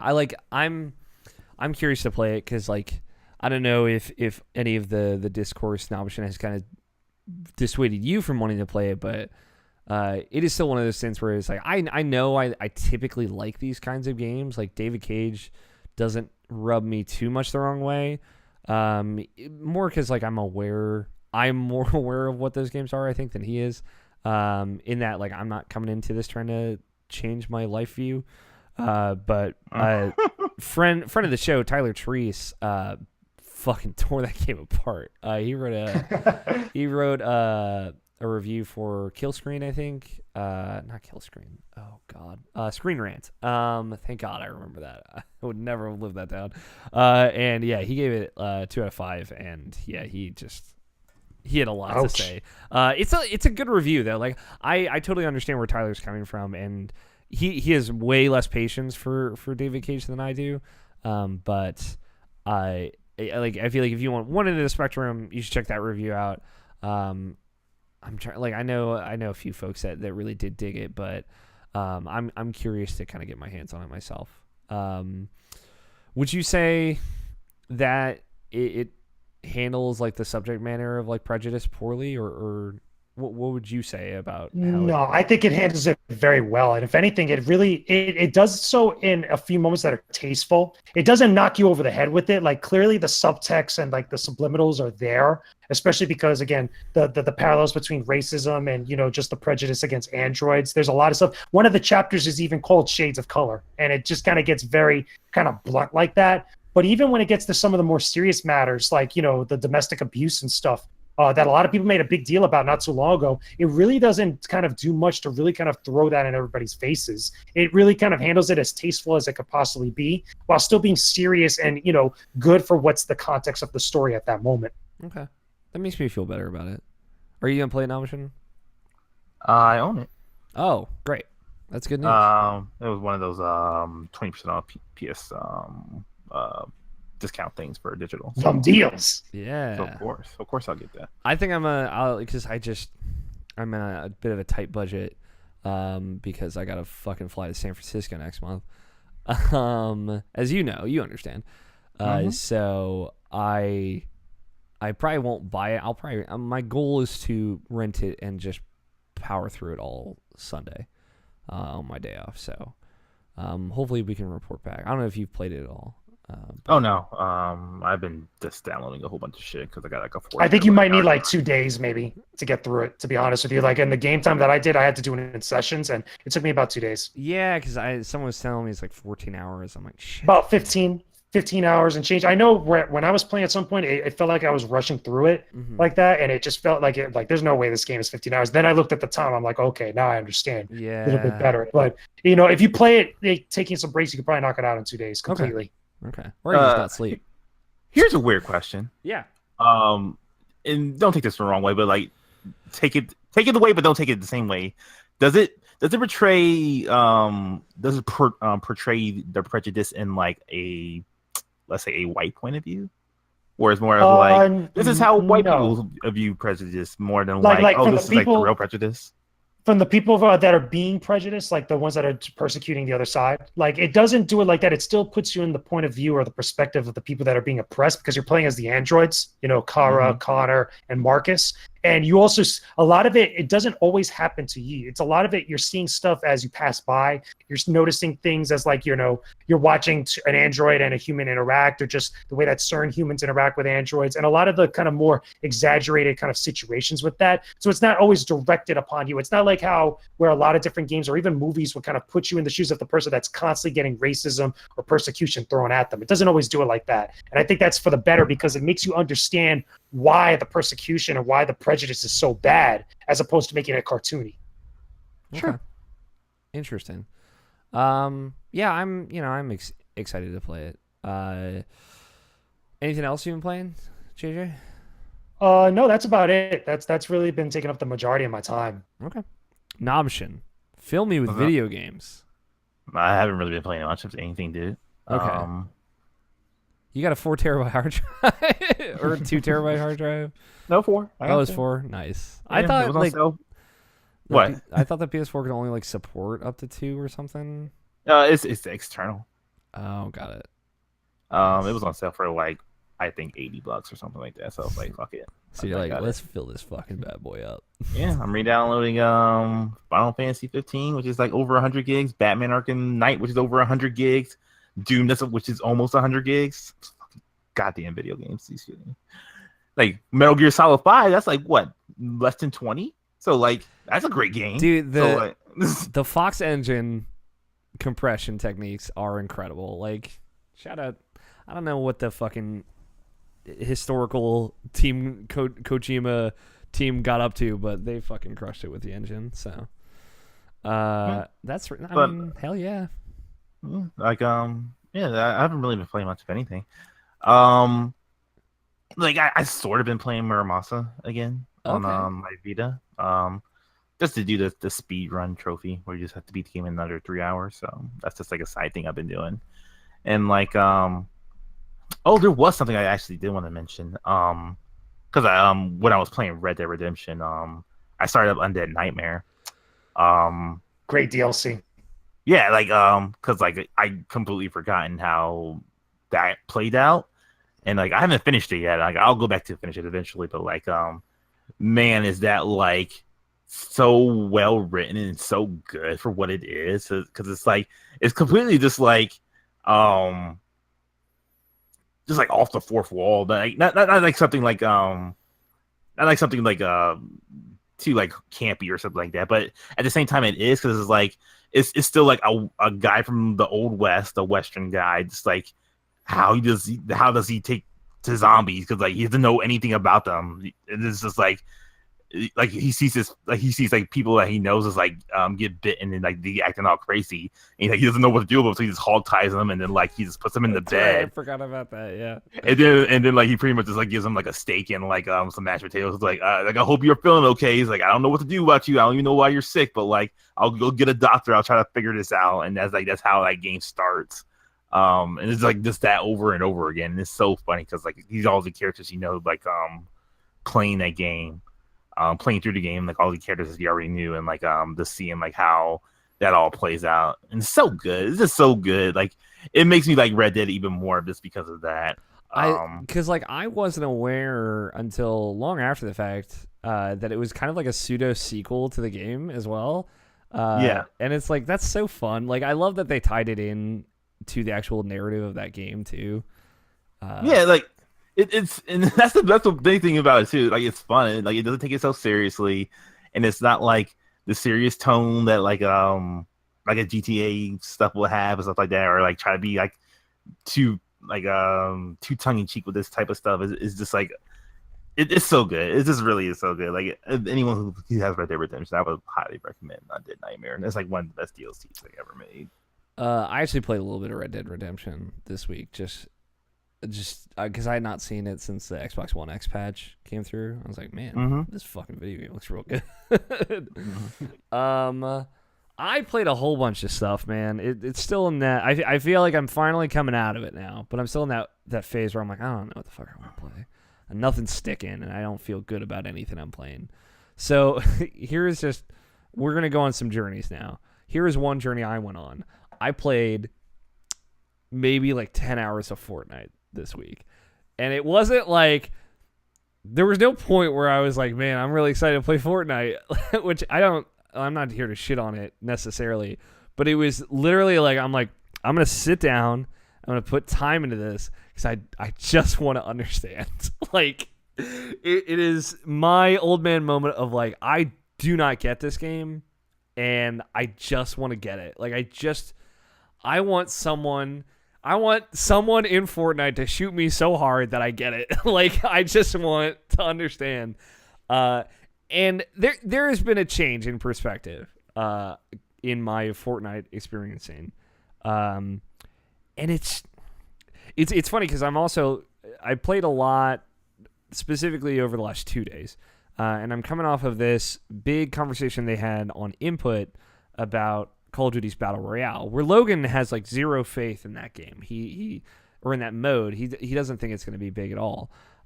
He thinks it's going to fail. And I'm in the opposite camp. I think Call of Duty Blackout is going to be huge. I honest to God think Blackout is going to blow the fuck up. And my big feeling is of that is coming off of Fortnite, how fast getting out of one game and getting into the next is. Because PUBG is one thing. PUBG is like markedly slower. And I think I still prefer PUBG. Because it is so much more tense, it's so much slower, is so much more grounded. But like Call of Duty's speed in getting out of one game and into the next is really remarkable. And I think they do a really great job of it. But Fortnite like does a very similar job. I think a lot of its matchmaking. I mean, its matchmaking is so fast. I've never waited longer than 6 seconds to get into a match, which is it's incredible if you really think about like how there's 100 people in each match, but that's, everyone is literally playing Fortnite on everything at the same time all the time. So I shouldn't be surprised by that, but it is like there is such a quick turnaround. Like, and Fortnite, it isn't the same as PUBG. Like, there's so much less tension. Like, just to give you perspective, Namshin, I know you've watched a lot of PUBG, but you would know then by watching it, like the first time the circle shrinks in PUBG, from that to that, like you're looking at a transition of like 60 players to 40 players, right? In Fortnite, typically you are down to 40 to 30 players before the first circle is even like been hit by the storm. And you really think about, it's a smaller map, but you really think about like how that is such a completely markedly different pace. Like a good solo PUBG match can take 40 minutes, right? Like it can be, you're strapping in, you're buckling up, you're getting your ammo crates and you're going nuts. A Fortnite game rarely lasts longer than 20 minutes to find a winner, and it's bonkers. Just like how well it's paced. I think like I have a far greater appreciation for how well Fortnite is paced as a battle royale game that moves quickly, in contrast to a battle royale game that moves slowly, like PUBG. And both are intentional, but just like the way Fortnite, it's smaller, it pushes people together. There is like less bullshit in both a good and bad way. Like in PUBG, you were getting guns, you were getting attachments for those guns. Like Fortnite takes the attachments part out of it. You have 5 inventory slots. Just get some shit. Fucking hit a couple of trees with your pickaxe. Start building walls. Like, let's go. And it is because I've gotten a little bit better at building. Still terrible compared to the better Fortnite players. Like I consistently. How is building for you? It's like my big thing is because it's been so long since I played Fortnite last. I came back into it again with my goal is to get it, to finally understand Fortnite somehow. So I'm like, I'm gonna build constantly. I'm gonna commit to it. I'm gonna do it even when I don't need to do it because I need to get this. So it is a thing where I'm like, but I'm doing it more reflexively now, which is good because that's the whole thing of like you heard a bullet, like, all right, I'm boxing up, let's go. And it like there's something really funny about that and really fun about it. Of like you heard a shot like 400 miles away and you're like, all right, I'm in a box, I'm safe here. I know which wall's taking damage. I know where the bullets are coming from, right? There is a reason to the madness. And again, like I just trying to commit to it, trying to understand it. Like I didn't go out and watch streamers do it. I didn't necessarily try and learn something or build a guide for myself of what I should be doing. I just tried to learn it organically with the tools that the game gives you. And there is still like shit that I don't get. Like, how does everyone have a rocket launcher at the end of the game? I've never seen a rocket launcher in Fortnite. Never experienced one. Never seen one on the map. Half the people run around with jetpacks. I didn't know fucking jetpacks were in that game. And they let you like triple jump, I guess. And I didn't know they were in that game until someone murked me with it. It's stuff like that I'm still kind of learning, and I guess like everybody has those end game except for me, and I'm terrible and I suck and I'm here. But I don't know. It's better. Building is better for me. The experience is better for me. I typically get like 1 to 2 kills a game now, which I feel pretty good about. Like I played a game before we started recording, and I got 3rd, which is I guess the highest I've gotten. And what's frustrating for me is while some of the bullshit from other battle royales is gone, like Fortnite I feel has its own kind of mechanical bullshit where it's just like the thing I've been doing with Fortnite way more is if I die, like it switches your perspective to start spectating the person that killed you. I'll fucking strap in and watch the rest of the game, because if somebody who's like tricky towering it up like in his like 3 mile high tower just murked me, I'm like, I want to know your story, man. Like, what are you doing? And it's just like have you watched any Fortnite gameplay really, or Fortnite players? Option? Oh yeah, constantly. Not as much as I did with like PUBG or stuff like that. Like I don't stick around for like an entire round. I would say like I could like put on Alfredo or Danny or Dwyer and just watch them play an entire match. Just really enjoy that for PUBG, but like Fortnite is like I guess like it's always like the last like 10 seconds of it that like I'm really interested in. Other than that, I don't really care. For me, it's a thing, and I see it like I see it happen so often that I know it's a thing.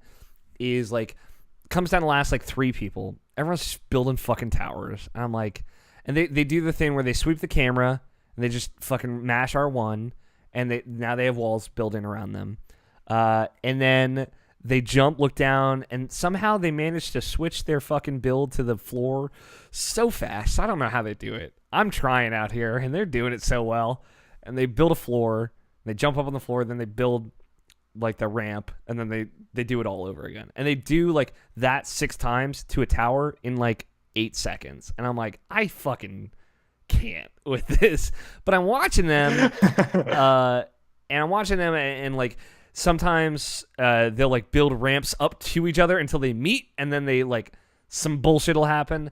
But a lot of it is a floor fell out, or you shot a rocket and a guy fell out, and it ended up he was just like on your right, and you're building shit up here, and you didn't quite see him, and he didn't even really see you until like he had the second, and he gets the shot and kills you. It's like it's a lot of like it's cool in that you got to keep your eye. It's like eye on the ball type shit. Like you have to keep your eye on them because like they could build like a little cabin and then sneak out the side and flank you so easily.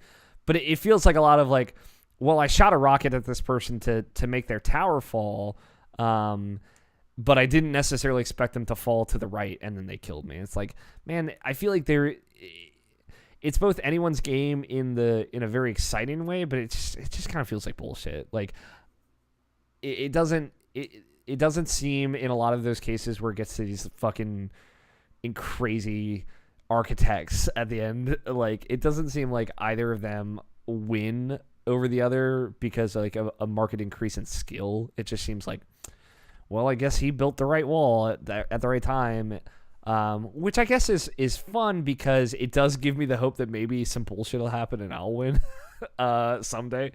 But I don't know. It is also a little off-putting because these people put so much work into their bullshit towers. But I don't know. I have a much greater appreciation for Fortnite now. I still don't I don't care is the thing. Like, I play it and I have fun now where I didn't really have fun before, and I thought it looked ugly before, and I think I have a better appreciation for that kind of stuff, but I still don't care about Fortnite. And that's the thing. Like, I'm considering like at some point maybe buying a battle pass, and like I want to experience this ramp. Like, I want to know what this feels like. Especially because like that game is basically bullshit if you don't have a battle pass. Like, it's not pay to win. Like, you're not winning shit. You're just getting skins and whatnot. But it does feel like so. It just feels actively unfriendly to people that didn't spend the $10 on this battle pass for this season. It's brilliant because why would you not do that every 2 months? Because, you know, it's $10 every 2 months. Not a bad deal. It's like $60 a year ultimately.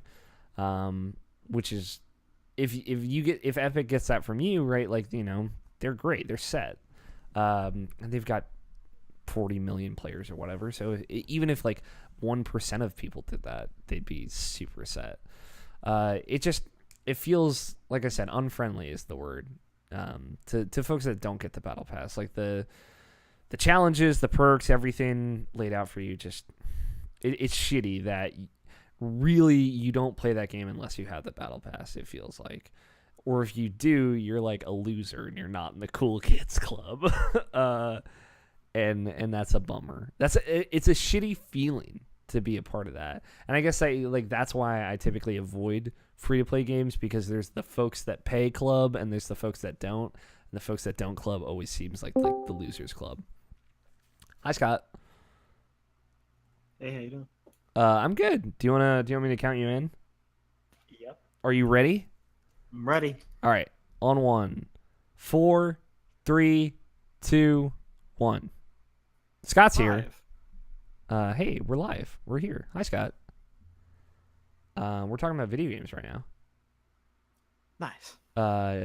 Jakejames, this is Scott. Scott, Jakejames. How's it going? How you doing? Hello. So I was just saying, and I'm not going to repeat it all, but I played a bunch of Fortnite this week, Scott, to try and understand Fortnite. I understand Fortnite better now. Wouldn't say that I love it, to summarize. But I don't know, Fortnite is more interesting to me now, which is good. Like, it's one of those things, Nabashin, that, you know, you got to step out of your comfort zone and try and just try it. It's one of those things where, as someone who loves video games, and I love Fortnite for what it does for video games, right? Like, I think it's really cool that so many people are talking and playing about Fortnite. I think it's kind of shitty that a bunch of kids are now playing Fortnite on their phones and not doing anything else. But it was the same feeling with League of Legends, same feeling with Overwatch. I love it when games just get so big that they're unavoidable. Just because it's good for video games, and all these people who played Fortnite maybe are going to try out H1Z1, which is now on PS4, or PUBG and things like that. And I think that's cool. Like, I like the idea of Fortnite being a gateway for them into some other games, or maybe Blackout whenever that comes out. So I don't know. I like Fortnite, and I'm glad I spent the time to kind of get to know it a little bit better. I'm going to probably keep playing Fortnite on and off for a little while longer. Like, I'm enjoying it enough that I want to do that, but I don't know how long that'll last. Other stuff that I just kind of randomly did this week. I played more Diablo 3. Played the Overwatch anniversary event started. So I played a little bit of that. Because, again, I haven't been really able to focus on anything. I'm still in a little bit of a rut as far as games are concerned. What's cool about the Overwatch anniversary event this year is All of the skins are available from all of the events ever. The only skin that's currently unavailable to unlock in any loot box right now is the Charity Mercy skin that is no longer available. But because that was kind of a paid for a charity thing. But everything else, like Summer Games, previous anniversary, the Lunar New Year, the Christmas, the holiday, the Halloween stuff, all of them, it's all fair game in all the loot boxes, which I think is actually really, really cool. And the fucking brilliant, shitty thing about it is, so like for the anniversary event, they give you a legendary loot box, which is like guaranteed to have a legendary skin in it. Mine had 2 in it. Which one was the Power Ranger Genji skin, which is super rad. But now, because they didn't sell the legendary loot boxes before, they only did them for like specific bullshit things like the Twitch Prime rewards. Now, if you buy the $40 50 loot box pack, the biggest pack that you can buy, it comes with 50 loot boxes and 1 legendary loot box. It's the only one that comes with a legendary loot box. And it's fucking brilliant and devious and terrible. But to be fair, like, since they took duplicates out, like, you'll probably get a good amount of rad stuff from 50 loot boxes. And I did think about it for a very long time.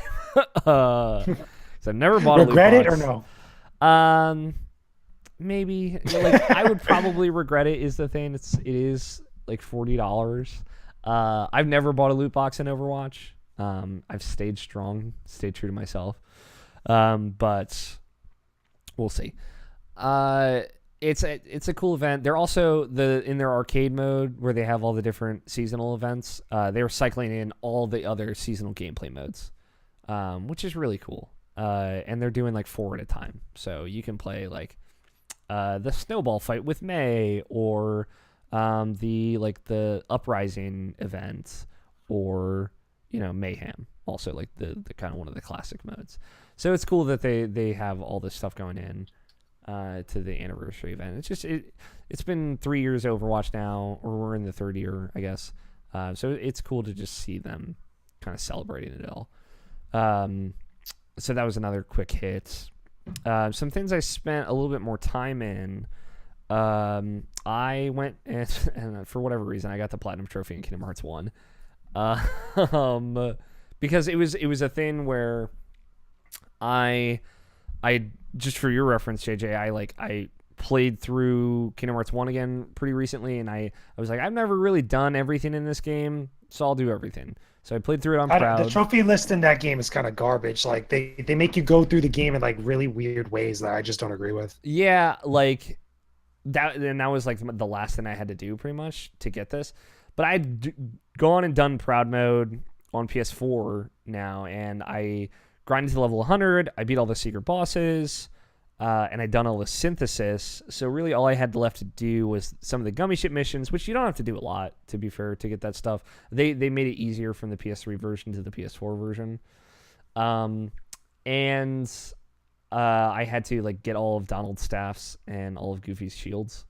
Which didn't end up taking. That was the thing. I was like, I bet this is going to take forever. It didn't end up. That's like one of the easier things to do. In the grand scheme of things. Yeah, I was worried about the white mushrooms where you have to get. Yeah, those are annoying. Yeah, those are very annoying. Which ended up, all told, it was like 3 hours to get the gummy ship and those 2 other things.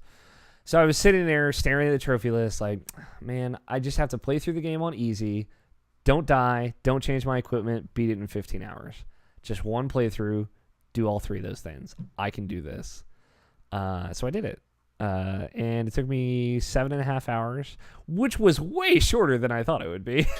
And I blew through it. Like, the cool thing for folks listening out there that wanted to try it, if you play the game Kingdom Hearts 1 Final Mix on easy, in your inventory, after you get off Destiny Island, they give you 8 attack pluses, 8 defense pluses, and 6 AP pluses. So I was like, all right. Let's go. Let's go.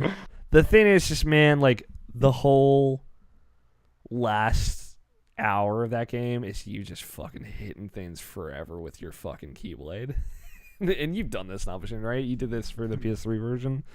Yeah, I did everything except the gummy ship stuff or the final stuff for the gummy ship. Okay, because I think they made the gummy ship easier on PS4. So, at least what you have to do to get it, but man, you're just fucking hitting those things over and over again. That final boss I hit with a keyblade like a million times, and it was miserable. Which is, it was very close. I almost died in the very last stage of that final fight, and I would have thrown my controller across the room. I didn't, so it was fine. No equipment wasn't no change abilities, right? That didn't mean no magic, right? Yeah, I mean, I still had magic.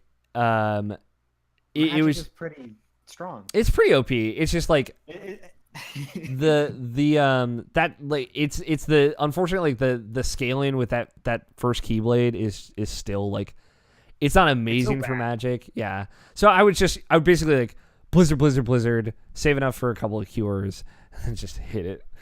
It's just like over and over again until I build up enough magic. It's like blizzard, cure, just hit it. And it's like, I'm so tired of hitting this thing.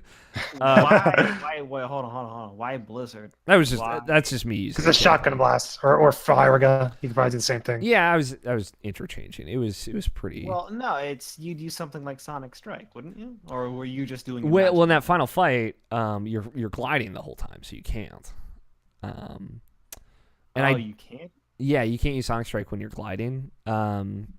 But can you use the R? You can't use a lot of the triangle like attacks. You can use Ragnarok, but you can't use Ars Arcanum. Yeah. Okay, yeah, Ragnarok's not that good. Yeah. But like I said, I got through it. It was way faster than I thought it would be. I was worried that I'd be like right at like 13 hours, but it was like 7.5, and I was like, damn. Skip all the cutscenes. That game really just flies by, huh? Because I got to Hall of Bastion at 4 hours and 22 minutes, and I was like, shit. Wow. I guess. Like, I skipped Atlantica. I'm fucking done with this. Like, we good.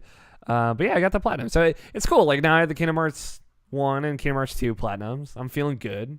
I'm setting myself up for a fucking nightmare that whatever Kingdom Hearts 3 platinum is going to be, that I'm going to be like, those mini games, the little LCD mini games, the Game & Watch ones. I think those are gonna be a problem. Because I'm sure when you saw that trailer, Dobson, you were like, man, trophies for this are gonna be fucking bullshit. Like Birth by Sleep with the Disneyland like little race stuff and all the other things you could do. Those were nonsense. The Birth by Sleep on PSP is the only one I actually 100% because I wanted to get that secret ending and I wanted to do it myself and I didn't want to like look up online just to see it. It was worth it. It was satisfying, and like I never did it again. Remember what I totally slipped my mind earlier? Can I interject? It's just so I don't forget it again. Yeah, go ahead. We were talking about this is way earlier, Scott. It was like fucking years ago. But we were talking about surprises in Kingdom Hearts 3, like how I'm excited about worlds I didn't know about. A lot of that for me is informed by the fact that I couldn't wait the year it took, or year and a half, whatever it took for them to localize Birth by Sleep. Like, I spoiled that game for myself. Like, I went and read everything and totally spoiled all the secrets in that game, except for like a couple of things. So like all of the big shock and awe moments of Birth by Sleep, which are some of the biggest in I think the series as a whole, I already knew about before I played the game. And that was like, that was a younger me. It was 2010 me. I'd like to think I respect the journey more now, so to speak. So keep in mind, when I say like I'm really excited to not know what's going to happen next in Kingdom Hearts 3, as far as like seeing a world, it comes from that mentality of like, I know what it's like to go in knowing everything. And to be fair, I'm not going to do that for Kingdom Hearts 3, story-wise, narrative-wise, the payoffs and stuff like that. But like going into Birth by Sleep, like I can't imagine how I would have reacted if I saw Vanitas' face for the first time playing that game. Like, I can't imagine. That world doesn't exist, even in alternate timelines, I think. So that informs a lot of what I was saying earlier about secrets for Kingdom Hearts 3. Continuing option. One thing I wanted to ask you here for a second. Mm-hmm. I can't hear an option at all. Really? Not one bit. Try talking option. Oh. Did you hear him do that? No. Wow. You probably got him muted. Do you have him muted in the call? I can see. I shouldn't. I Try- didn't know that was possible. Try popping out of the call and popping in again. Try talking now. He's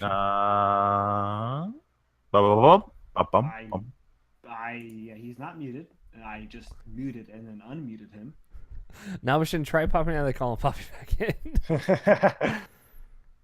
You want me to do that? Yeah, try it.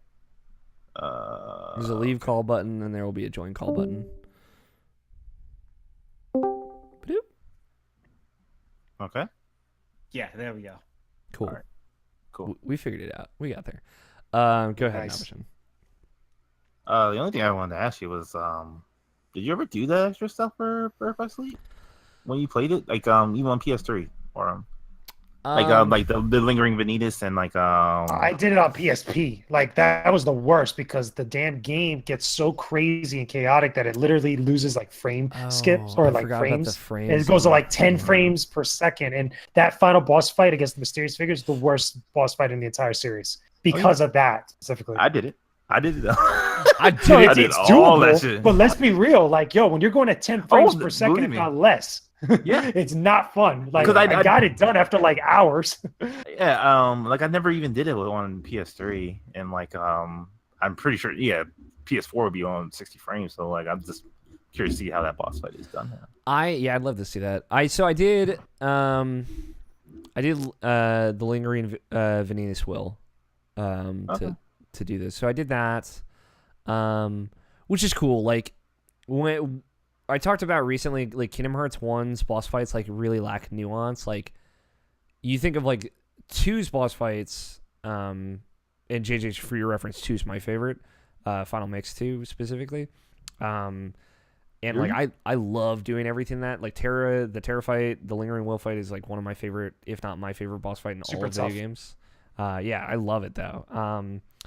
And so like I think of like those Birth by Sleep boss fights, like there's like I like that they did their secret bosses differently. Like the Lingering Venus Will has 1 health bar, and it's like a very differently paced fight.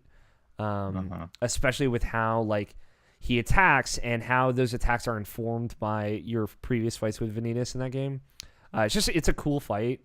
I did a lot of stuff in Birth by Sleep, but like it's just like, you know how I feel about rhythm games. So like when I found out like you had to do like the extreme hard version of that rhythm game to get everything, I was like, I'm just never gonna get everything. So what's the fucking point? Like that. Yeah, like, I just meant the fight, so not really all the extra other stuff. I never beat. No, I did beat the Unknown because Aqua has that fucking teleport shot lock. It's bullshit. Yeah, okay. And I totally abuse that for that. And Yeah, the boss mines. fight. Keep in mind, you got the mines that you can lay on the ground that Oh, also yeah. like really make that boss fight significantly easier. Yeah. And because I did it. I feel like I did mostly everything with Aqua. Never touched anything else with any Terra or Van. I liked how Aqua played the most, to be fair. But I like the like the Xehanort in his armor fight I never did. Ericus in his armor fight I never did. So, yeah, I never did those either. So like I guess, you know. That's the Final Mix stuff. Yeah, it is Yeah, that's to final get the no name keyblade, like the extra like keyblade stuff they added in, like after all the other stuff that's already in there. Mhm. I remember like attempting them when I was playing through it on PS3 just to see what they look like.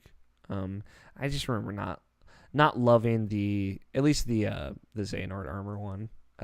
It is cool though, like when you see like, oh, this is Xehanort's Keyblade armor, and it's also like the armor that you fight in Kingdom Hearts 2 that Xemnas wears. It's like, oh, that's cool that they kind of brought all that together. But yeah, it was just those specific things that like I feel like I would never be good enough to do in Birth by Sleep that turned me off from ever doing all of it, you know, which is a bummer. But and that's like every extra thing in Kingdom Hearts 2 for me is so doable and so rewarding for what I like out of that franchise, which is why like I engage with completionist in that game so much more. So I feel like you get more in that game for doing the extra bonus content than you do in later games like Birth by Sleep, like Dream Drop Distance, where like some of that extra content, I felt like that was like towards the later half of development. They were kind of just like thrown together in there, and they never really thought about like if people actually completed all these different stuff other than getting, the ultimate Keyblade. Like I love in like Kingdom Hearts 2, and even you could argue Kingdom Hearts 1 Final Mix, where you get like that bonus cutscene at the very end. Like for example, the Sephiroth fight, when you beat him, you get to see him and Cloud interact with each other. Yeah. Like that, and as well as Tifa. Like stuff like that I think is cool because there's a little bit more accent onto it besides whatever item you get. Man. Yeah, that shit is so good. I'm sorry to listeners. I know this is a heavy Kingdom Hearts episode, but I expected that because I knew you were a big Kingdom Hearts fan, JJ. So like, I mean, your Twitter Definitely. background, you have Oblivion and the Keyblade, the Kingdom Key. Oh, Yeah, the those best Keyblade, my I dude. have those actual Keyblade replicas in my back of my videos and like hung up on my wall and stuff. Yeah. The other thing too is that I've written about Kingdom Hearts a lot, like throughout the years. I've done a ton of stuff. I even talked to the producer of one of the mobile games. Oh, cool. What is it? The Unchained Key. Unchained Key. Yeah. Yep. Or Union Cross as it's known now. They change the name all the time. Yeah. What's your favorite one? Out of the entire series, Mm-hmm. I probably have to say Kingdom Hearts 2. Because to me, it has the best moment in Hollow Bastion. And for me, anyway, in the entire series, is after Goofy gets like fake killed, basically, like he gets shot in the head. That game totally changes its tone. And that's the first time, and I think the only time you really fight with all the Final Fantasy characters at your side. Or at least in one part. I think it's earlier in the game you get to fight with Squall or Leon early, like really briefly. Yep. But like that whole sequence when you're just fighting with every single one of them, like you didn't get that in any of the other games, except for maybe Orin also. In part 2. Man, that sequence is incredible. Yeah. It still gives me fucking chills every time. I still get fucking heated too. I'm like, you can't fuck with Goofy like this. Like, right? It's so pissed. And then I just get really pissed because all of Goofy. Even Mickey was down. It was like, okay, Mickey was on. fucking pissed. He throws off his coat, and you're like, man, it's about to go down. I just get more angry when I get Goofy back, and all of his abilities are unequipped, and all of his equipment's unequipped. I'm like, God damn it, Goofy! You had one job. Could give us that no more. You gotta do me like this. Cool. Other thing I've been playing, I got this cool little game called Momodora. It's like a Metroidvania action platformer. It was on sale on Xbox One, so I was like, I'm fucking a mess right now. I'll buy this. It was like $6. It's really cool. It's a Metroidvania. I would say more on the kind of Castlevania end of things. Like, it reminds me a lot of Symphony of the Night, just because like you do get other abilities. I know that because I've seen a little bit of them down the line, but that is not kind of like the central focus of the game. It's not super into the backtracking, getting new abilities, and going through.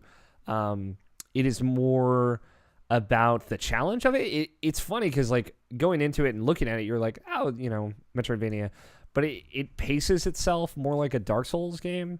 And I would say it's not like Dark Souls, because if you die, you just like reload at the last save point. And those can be pretty unforgiving, but the distance between those save points, the way shortcuts are opened, like, are all very reminiscent of Dark Souls. And you have, a healing item that is like a thing that resets when you hit a save point. And they like, they're like these spores that you take, or these like flowers. So it's like, use a flower. I have 7 and it'll reset when I get to the checkpoint. So, it's cool in that regard. I think that stuff works, and it's clearly like not trying to be a Souls game, which I appreciate. Like, you're not picking up souls, you don't have a bloodstain, you're not leaving a bloodstain behind to go collect your souls, you're not seeing other players. It's doing its own thing. It just kind of like takes a little bit of hints from that pacing of Souls and how it stretches out the checkpoints. And how currency kind of works. So I thought that was cool. It's got really great art. I've just been kind of playing a little bit of it. I'm not too far, maybe like an hour in. But it's pretty hard, which I also dig. So it's melee based, so I would not put it in the Metroid camp really at all. But I've been digging that. It might still be on sale by the time this goes out if you're curious to go check it out. But the last thing I started playing this morning, Dark Souls Remastered came out today, which I've been playing that. For the hardcore Dark Souls fans out there, I am... Where am I? I'm in the Darkroot Basin. I was just digging around there. And then I guess I'm on my way to Blighttown to ring the second bell. It's, like, game looks great. Runs 60 frames per second, 1440p if you have a PS4 Pro and a 4K TV. So not full 2160p. My new best friend, 2160p, also known as True 4K, it took me a while to get that number down, Nabishin, but I'm there. I'm here for it. But so it's not fully there, but it renders natively at 1440p. Looks great. It's no HDR, which is a bummer because I was hoping to get to Honor Orlando, and it's like you see the sunlight come through, you're like, ah. But no, unfortunately. But the biggest thing about Dark Souls Remastered, aside from, this game's great, and they changed it just very little bit to, like, you can use multiple items at the same time from the menus now. It's like, oh, okay. It's a thing they did in 2 that they kind of moved back into 1 for this remaster, which I appreciate. And you can customize the controls, which I guess the PC version had. It's just really fucking cool to go through that world again and have it full of people.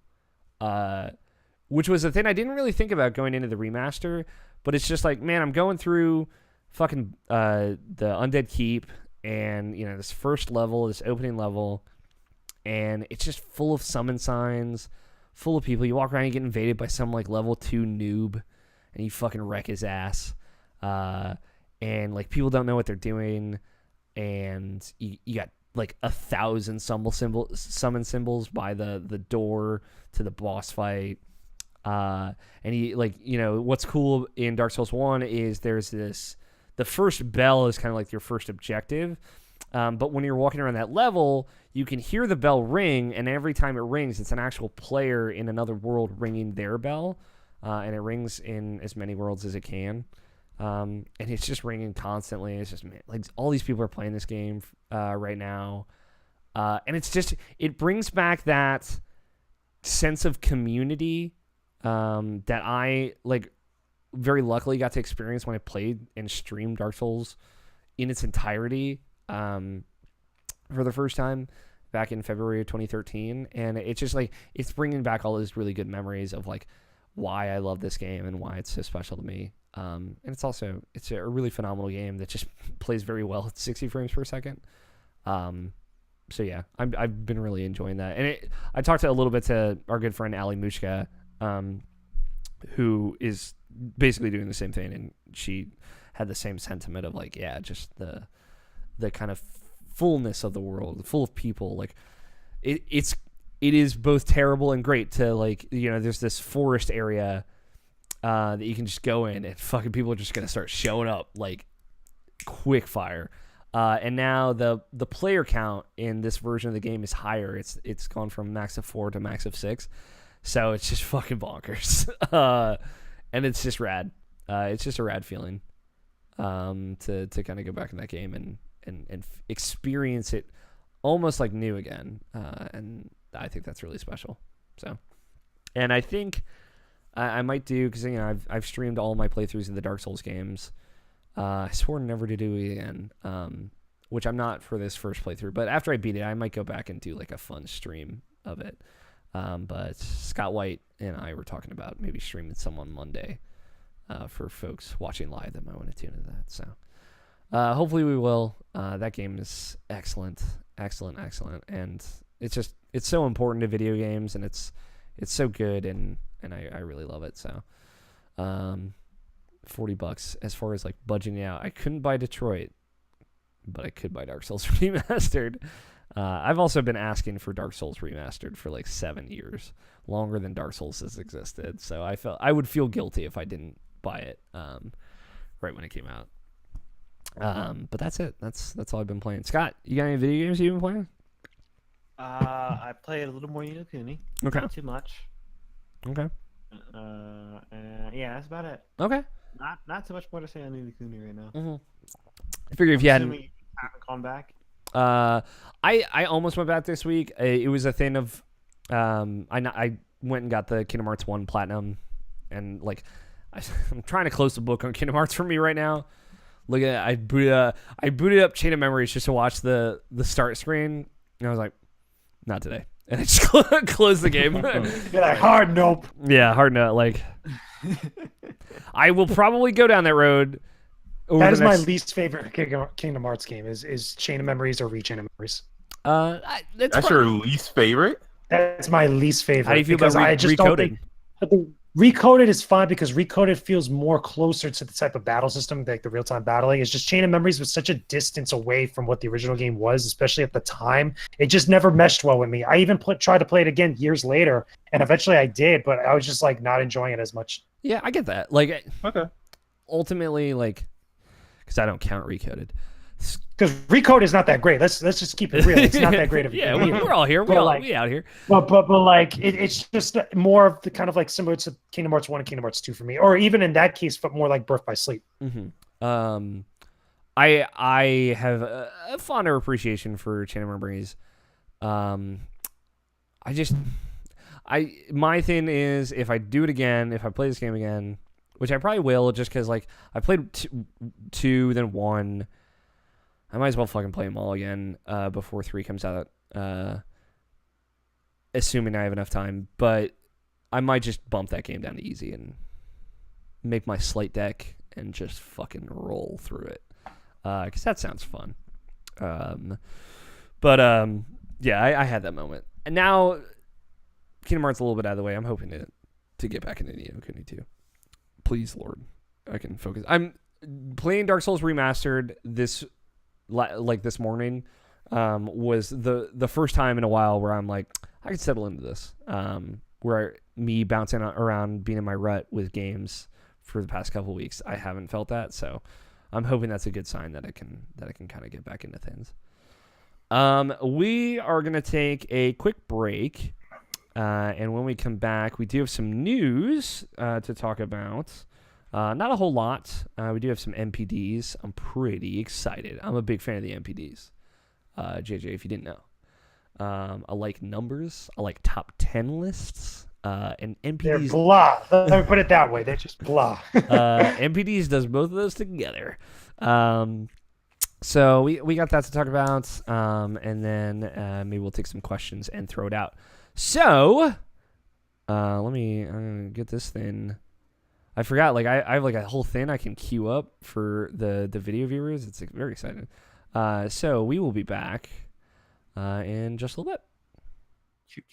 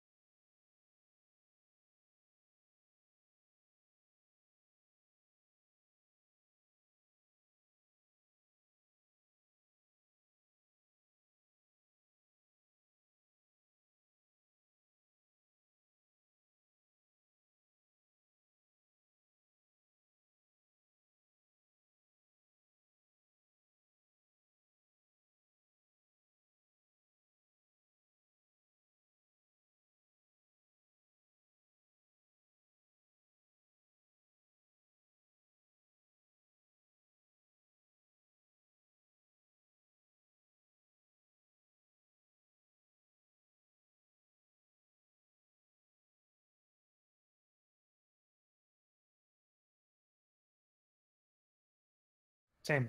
Let's do this. News in gaming. Let's talk about some news. Did you like that? I made me chuckle. I thought that was clever. That was cool. Let's talk about Battlefield 5. I know not your jam, Scott. How are you feeling about Battlefield 5, JJ? Tell me. I think it's fine. I haven't really explored a lot of the stuff that was announced about it, but obviously EA knows what they're doing with Battlefield as a series. I mean, everybody loved Battlefield 1, so I'm expecting big things from Battlefield 5. Yeah, it's weird. I'll say it is weird to be like, is Battlefield 1, the next one's Battlefield 5. Yeah, right? It is a little odd, but kind of excluding the very ridiculous controversy about the cover image that they put out there. They had their kind of unveil event. Trevor Noah hosted the Daily Show with Trevor Noah. They didn't really show a lot. They had one gameplay trailer. It was very impressive, as Battlefield gameplay trailers often are. I believe it is a portion of the campaign because they touted that they were unveiling the multiplayer at E3 or at EA Play, because technically EA is not at E3. They're just there the same weekend, doing their own thing, near the same convention They're just center. there, nearby. They'll say what's up probably later in the week. But they talked a little bit about their modes. They have War Stories, which was how they did the story, or story modes, I should say, in Battlefield 1, where it's kind of an anthology of stories where you kind of do these 4 missions or whatever, and it follows these characters at this front, and then you do these other 6 missions, and it follows these characters on this front. I'm curious to see how that stuff plays out with World War II. I don't know if they got into, are they doing Eastern Front stuff or not, but I don't think they said. I don't remember anybody saying that they got the specifics. Yeah, because I guess technically Battlefield 1943, which was the downloadable Xbox Live Arcade multiplayer only Battlefield game, did a lot of was mostly Eastern in its settings and its maps and whatnot. But the original 1942, the last time they were really in World War II, and all of its expansions were all the European theater. So they haven't said one way or the other. I'd be really interested to see them kind of do at least one war story set on the kind of Eastern Islands and everything, the American versus Japanese front. They announced Grand Operations, which is an evolution of the Operations mode, which are narrative-driven multiplayer matches set across a series of maps and game types, which is really cool. It seems like a good evolution of Operations, which I know a lot of people did like from Battlefield 1. Combined Arms is a new 4-player co-op mode, where you can kind of do create a class custom soldier and take it into co-op missions with your friends, which is rad. I think it's kind of a long overdue thing for Battlefield. Fortifications is kind of the response to the pace of Conquest mode. So the Fortifications feature is basically to affect the speed at which buildings and forms of cover are destroyed. So with a fortification skill, you and your squad can reinforce areas of the map to help defend them against bombardment. I think that's smart. That it's kind of one of those things how far can we take Levolution? Too far. In Battlefield 1, dropping Zeppelins on the ground and destroying everything. It's okay, well, maybe if we can balance that out with fortification and things like that, that makes sense. And everybody's way into building walls in Fortnite, so that also makes sense. And the last thing that they talked about was Tides of War, which is the new content schedule. So they're going to be doing timed events, which is similar to, I guess, what they're doing right now with Battlefront, which makes sense. So specific battles with specific conditions, pathways to special rewards, et cetera, et cetera. Cool stuff that Battlefield itself hasn't done. and they said there will be no season pass. There will be no premium. No loot edition, boxes. No loot boxes. There will be, as far as we know right now, no real microtransactions, and all future expansions and everything are going to be free, which is a big departure. That's never been the case with the Battlefield franchise specifically. Obviously, the backlash from Battlefront 2 and its nightmare situation it got itself into is real, and I'd be interested to see how well Battlefield 5 does in its like a staunchly no microtransactions kind of game, and I wonder if they'll either earn some good buzz about it, or if like it'll work, if people will play the game longer because of that. Overall, really cool stuff. I'm weirdly jazzed about Battlefield 5. Like I think a big thing for me is like one of my. It's hard to say like if my first person shooter I ever played was either Counter-Strike or Battlefield 1942. But regardless, I put a lot of time into both, and Battlefield 1942 holds a very, very, very special place in my heart. And the idea of Battlefield going back to World War II I didn't think I would ever be excited about a World War II shooter again. And I don't really know how I am, but I am actually excited about Battlefield 5 because of my kind of nostalgia with this franchise in this era. So I'm hopeful that 5 is really rad. We'll have to wait and see, I guess. But yeah, I'm interested. I'm excited to see the multiplayer where they do their inevitable Weed 3 Zac Efron shows up and plays Battlefield event. So you might be at that. You might do that. I'm actually going to be at an E3. I'm going to go to EA Play. And funny enough, I was just talking to somebody not too long ago that I'm actually going to be able to get hands-on time with it, possibly, with everybody else out there. Because whatever they have playable there, because I know they announced some of the games that will be there in the flesh that you can actually play. So whatever's there, I'm going to be able to touch and play and see what's up. Yeah, big thing, like, because they're kind of saving the multiplayer stuff for E3 is we don't really know the status of Battle Royale in this Battlefield Battle Royale, if I may. So we don't know if that's there, if they're planning on that, if they're maybe planning on doing that after launch. And at least Activision has announced Blackout for Black Ops 4, so we kind of know they're planning on doing it. So I'd be really curious to see if they do it, if it is playable at E3, how many players it is, what that looks like. I feel like it would be easier to kind of shoehorn that into Battlefield than any other like big, because I feel like Battlefield's to an extent has the worlds or the maps and design to at least accommodate that. I mean, with Call of Duty, it's a big deal because that's like really overextending what Call of Duty multiplayer really is. Yeah. And I feel like Battlefield's already got big maps, they already got vehicles, they already have loadouts and stuff that you would expect from some of these other battle royale games. So I feel like it would make more sense in that context, but it's got to give it a different spin on it. Yeah, I'd be really curious to see what the spin on Battlefield Battle Royale is.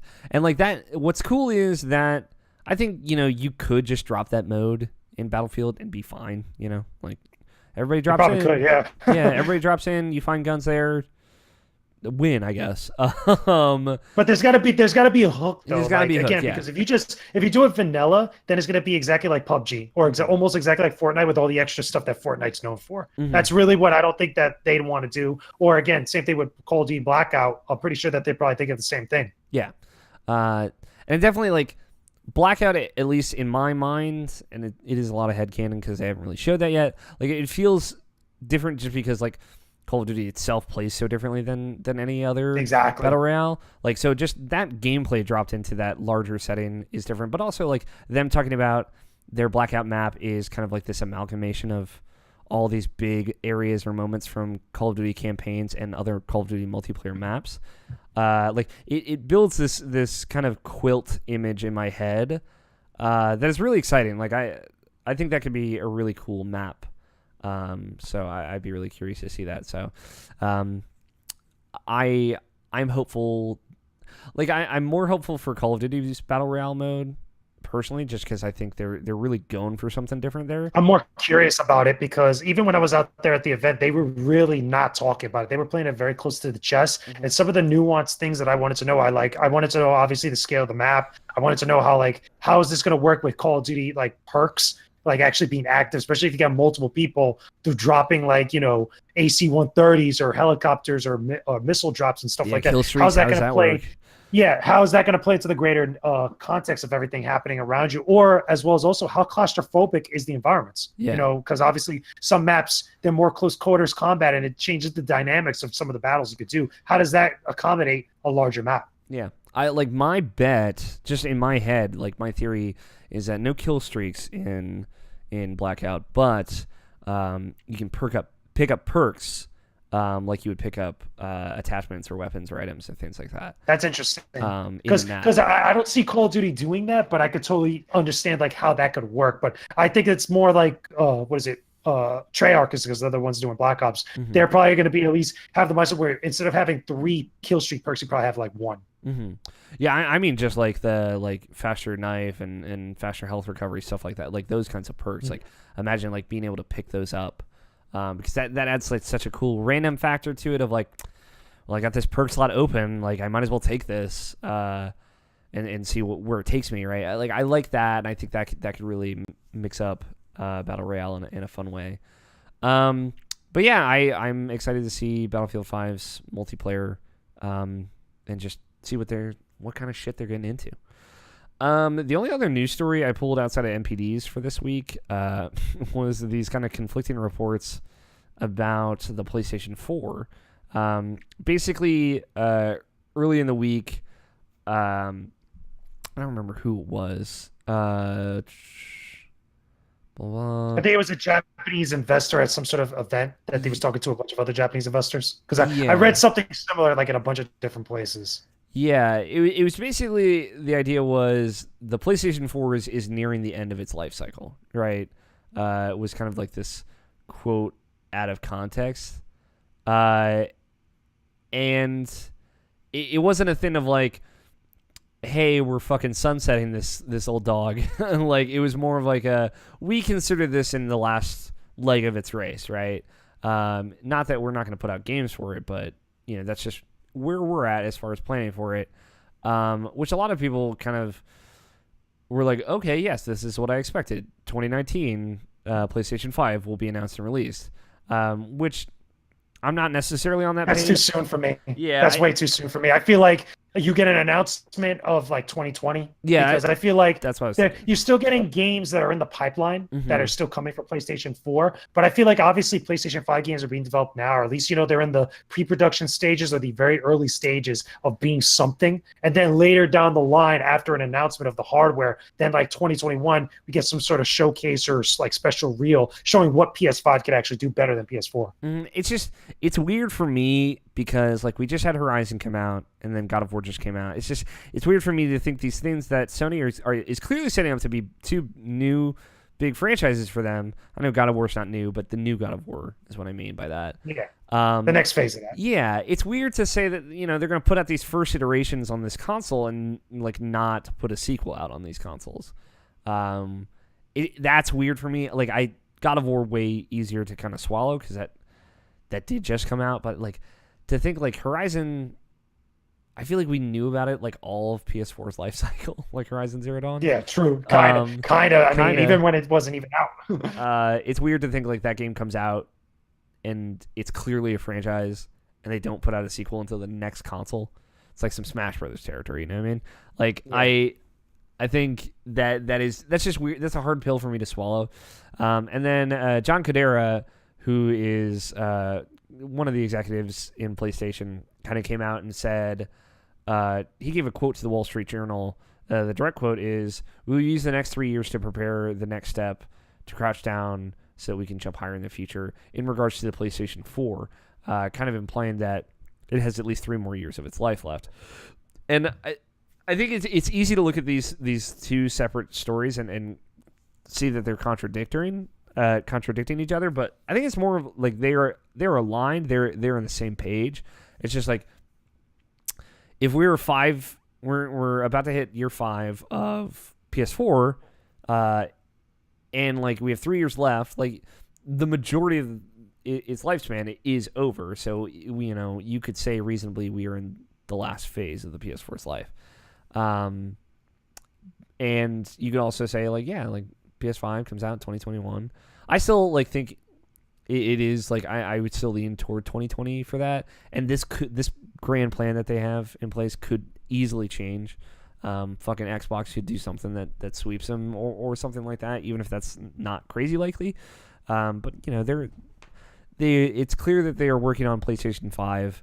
They're thinking about it at the very least, and R&D at least. Yeah, R&D is happening, and like you said, like some developers probably have dev kits. Like, I'm sure Naughty Dog is very busy with The Last of Us Part 2, but to think like Sony wouldn't give them like, hey, here's what we're thinking about hardware. We just want to show you this so you're ready for what's next, right? To think that Sony wouldn't do that for some of their studios, especially, like, is ridiculous, Death Stranding, PS5 launch title. Let's go. Oh, yeah, watch. Watch. We don't see gameplay for that game this year at E3, then I'll tell you. Dude, right I'm thinking it's going to happen. Never coming out. I mean, it's going to be weird. I think this is it. Scott, I got some NPDs for you. If you're ready. I have some MPDs for me. Okay. You want to give me the top 10 best-selling games from April 2018?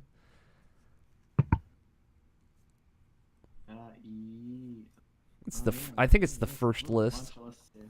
Yeah. It's a 20, but I just want the top 10. We don't need to get into that bullshit. Yeah, okay. So, number 10, NBA 2K18. Hell yeah. Number 9, Super Mario Odyssey. Number 8, Call of Duty World War II. Still selling well. Number 6. No, I ended that. At number 7, Grand Theft Auto 5. Mm-hmm. How is that game still in the top 10? I don't like know. how? I don't know. I don't even understand it. Somebody's got to like answer that. Find answers for us. Like, it's unbelievable. Sure. People hack, they get banned, so they have to buy a new copy. Yeah, you got to buy a whole new PlayStation. If that is the legit reason why this is still in the top 10 MBDs, I swear to God, I'm gonna do a backflip. It's like so because like it's just like how old is that freaking game? Like, came out in I know 2013. that it boosts PUBG's numbers because not only do they have to spoof the other thing, not only do they have to spoof their MAC address, but they basically have to get a new Steam account and they have to buy the game again. Damn, that's true. That is a thing with PUBG too. So, wow. So I don't see why people aren't trying to do that with Grand Theft Auto 5. mm-hmm. I'm pretty sure you can get banned for hacking pretty easily there too. Yeah, I think so, especially on console. So. And it's not exactly that hard to do. Yeah. That's why they had that crackdown a little while ago. Yeah. Number 6, Mario Kart 8. Not sure if I said that yet. Number 5, Donkey Kong Country Tropical Freeze. That's very high. Surprising. Yeah. Right. At number 4, Nintendo Labo Variety Kit. That's very high. Yeah, right. After the way everybody was talking about that. Yeah. At number 3, MLB The Show. That's way too high. People like baseball, I guess. We expect it. Yeah, we expect it. It is very high, though. What the fuck is NHL? Rest in peace, NHL. Good question. Yeah. Number 2, Far Cry 5. And at number 1, God of War. God of War, yeah. Not surprising. A little bit more kind of further details here. God of War, we talked about it a couple weeks ago. It's like one of the best first 3 days of a Sony first-party title. It sold very well. God of War did. So I keep in mind, God of War came out on 420, Blaze it. So just kind of like the last 10 days of the month, it hit number 1. Labo there's no kind of further information from I think Liam Callahan's still the dude that gives the deets on the MPDs. Software sales and dollar sales for PC portable blah blah went up 13% year over year, and spending went up 9% year over year, which is very exciting. According to the NPD group, God of War was not only April's best-selling game, that the exclusive earned quote unquote the highest ever launch month dollar sales for a PlayStation exclusive. It's a lot of words there, but I think it just means it did good. I think that means like collector edition, like because NPD kind of goes off of gross, so like the collector's editions get a little bit more and things like that. So like it earned the most money per sale of a PlayStation exclusive ever in a month. So that is very impressive. No other big notes. The year to date, which I do like, so it's like the kind of best selling games from the last 12 months. So April to April. Top 10. Pretty similar, right? Like Call of Duty World War II is at number 1 still, which is not surprising. NBA 2K18 is at number 2. Mario Odyssey is still strong at number 5. And again, all the Nintendo games don't include digital sales. GTA 5 at number 7 on that list. So Far Cry 5 at number 8. So just for reference, in between April of last year and April of this year, Grand Theft Auto 5 has still sold more than Far Cry 5, a brand new video game. So like Mario Kart 8 at number 10 on that list. Nintendo rocking hard with 2 games on that, and God of War did not break that top 10 best selling of the last year to date. So, pretty standard. Typically, there's a little bit more dialogue from the MPD group, but not this month. It was just a good month for video games. It's cool to see Labo at number 4, I'll say. And there were the 2 kits that came out. It was the variety kit, so kind of like the catch-all kit. Was at number 4, which is really rad. Did you ever mess with Labo, JJ? No, to be honest with you, I didn't. I mean, there really wasn't much I could really do with it. Yeah. I mean, I understand the audience that it's for. I get it. Totally cool with that, but not for me. Yeah, it was a thing of like I'm in the same boat where like I think it's really rad. I'm happy it exists. Who used to be really into Lego, and I kind of felt the appeal of it for this. I just didn't necessarily want to make the time to sit down and do Labo, but I'm glad it's out there. What is cool? Just one last shout out from the top 20 best selling games of April. Yakuza 6 was at number 17. I like that game a lot. I thought it was cool. I think it's the least of like the crazier Yakuza games. Because I remember Yakuza 0 is ridiculous. Yakuza 5 was absolutely ridiculous. Mm-hmm. Some of the stuff, but this one felt a little bit more kind of like dialed back. 6 was my first Yakuza game. Really? Yeah. Oh man, I highly suggest you go back and play 0. Yeah, go back and play 0. Go back and play 5 on PS3. Yeah, so much fun. One story I didn't pull. They are remastering Yakuza 3, 4, and 5 for PS4. And they're kind of spacing those out for release. So you're gonna get all the Yakuza games practically remastered from old consoles. All That's Yakuza awesome. games will be available on PS4 from 0 to 6. So it's cool. Yeah, I really liked 6 as far as like it sucks because like you play that game, so kind of like where it goes at the end of its story. Yeah. As far as like I guess this is where we're at with this story, but like. I don't know, that game did a really good job of kind of getting you into that story and introducing a lot of new characters and doing a really great job of just like being its own kind of independent story, even it is like this close of this epic of this character. And I had a really great time. It definitely like 0 would probably be the next one I want to play and just kind of maybe go back through the series front to back. Yeah, they go through Kiwami 1, 2, and then when the others come out, it's so much fun. Mm-hmm. Yeah. Yakuza seems very rad. That's that. We're getting just so Scott, you're very quiet for viewers. I don't know if you want to bump your audio just a little bit, just so people can hear you a little bit better. You're very quiet, but it's not too bad, on my end at least. That's it for news. Typically we would take a peek at the mail sack. We did not get any questions this week, which is okay. We've had a lot of long shows lately. So that is totally fine. But if you'd like to send in your questions and be a part of the mail sack, you can tweet them at IrrationalPod. Just use the hashtag IPQ, and we will read them on the show. If you'd like to send us a email, you can send it to mailsack@irrationalpassions.com. If you'd like to leave us a voicemail, you can leave it at 404-590-1337. We will play it on the show, like our good friend Silver PR does very frequently, again, which is very exciting for us. So keep that in mind. I think that's it. Real quick, a couple of things, and we'll get into our kind of final segment here.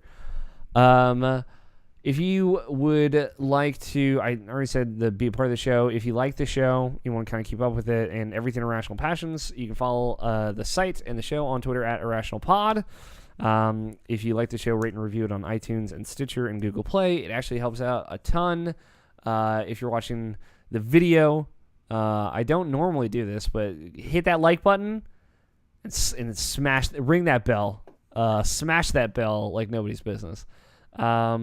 If you like this show, we have other shows on the website. Input, like I mentioned a lot this episode. Very good episode recently. 43, you should go listen to that. And all of Input, honestly. And I host a one-on-one show called Get Acquainted. It's a monthly show. New episode coming next week. Very excited about. I'll give you this hint. The new episode is E3 related. And it's hype. And for everything else, Irrational Passions, check out irrationalpassions.com. One more time, JJ, for folks listening, where can people find more of you on the internet? Oh man, I'm on a bunch of different places. I'm on Twitter at VenomousFatman1, which is my Twitter. You can hit me up anytime over there. I'm also on Instagram at Gamers with Gains, just all one word. I'm also on YouTube, which is Gamers with Gains channel, or you could just search Jakejames Lugo in the search bar. You'll see my picture on there. Check out my YouTube channel. Subscribe if you guys can. There's a lot of great video reviews and stuff over there. I'm also on Patreon. Again, I also have a Patreon now. I opened up this year. So it's patreon.com/JakeJamesLugo. And it's very simple, straightforward, to the point. But besides that as well, where you can find my work on thecoalition.com, www.thecoalition.com. There's all my reviews and other content on there. And then also on IGN. Just check out the IGN wikis. Look for me, MegaMan03. And you can see all the different guides and different stuff that I'm doing on there on IGN. Rad. Very rad guides, too, I want to say. Now, and I don't know how prepared you were for this. Now it is time for bets. It is time. So bets, just for your reference, if you don't know, whether you be a listener or JJ right now, live in the seat, I'm gonna give you a bet. We're gonna make a dumb, typically numerical-based prediction on it, and we're gonna find out how we fare next week. We have some betting teams. It is Nabish and I's betting team against Scott and Tony's betting team. Since we only have one of each here, we're going to have to flip a coin to see kind of which team the guest will fall on this week, but we'll figure that out. And then we will resolve last week's bet. This week's bet, Ikaruga comes out on the Nintendo Switch on Tuesday. Fun fact. That's random.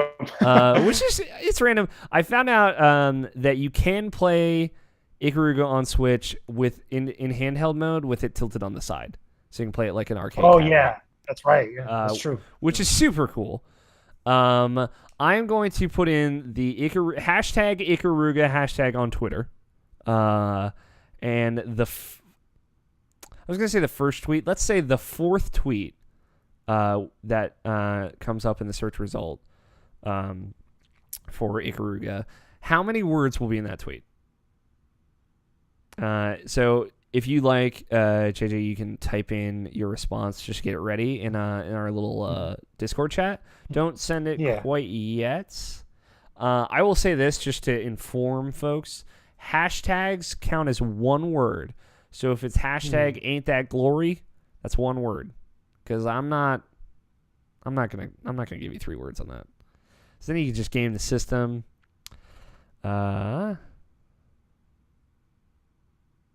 Scott, I'm going to put Jake on your list, on your team, because y'all are the underdogs right now. And I care. Oh, I care about you. right. When you're ready, you can go ahead and hit send on those. Gotcha. In the Skype, and I'll read them out. Or not Skype, Discord. Whatever app we're using. I like this. This is a good spread. I feel like I got undercut. Is it? Because I'm like dead center and Scott's right below me, so he gets everything below me. JJ, you're just high enough above me that you would get pretty much everything above me. I bet 7 words. Scott bet 6, and JJ bet 11. That's good. I'm pretty excited about last week's bet. Last week's bet was Detroit Become Human releases Friday, May 25th. How much difference will the overall Metacritic be compared to the average of what the podcast host from Input, a video games news show, believe it will be?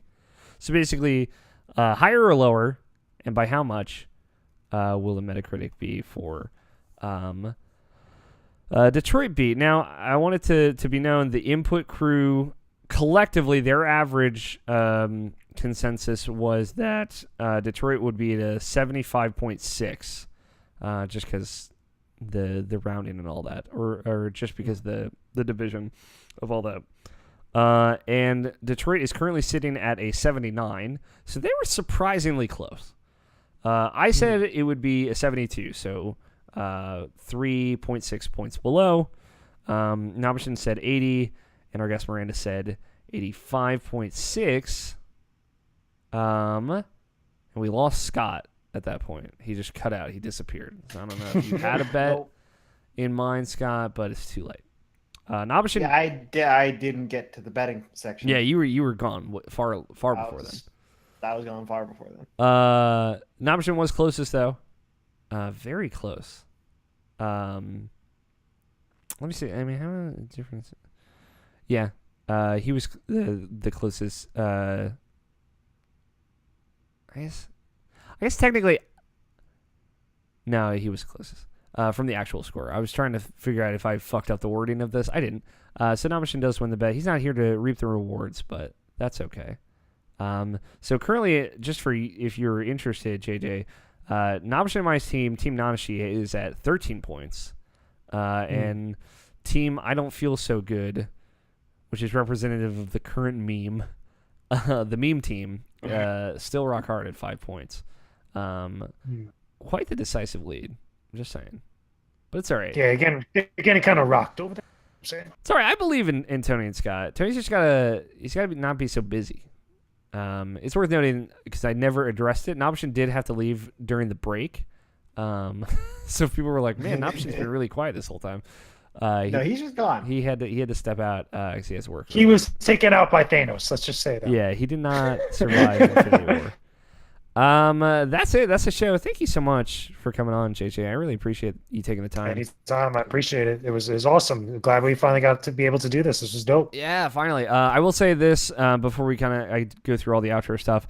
Don't stop recording until I say you can stop recording now. Gotcha. And you'll know when.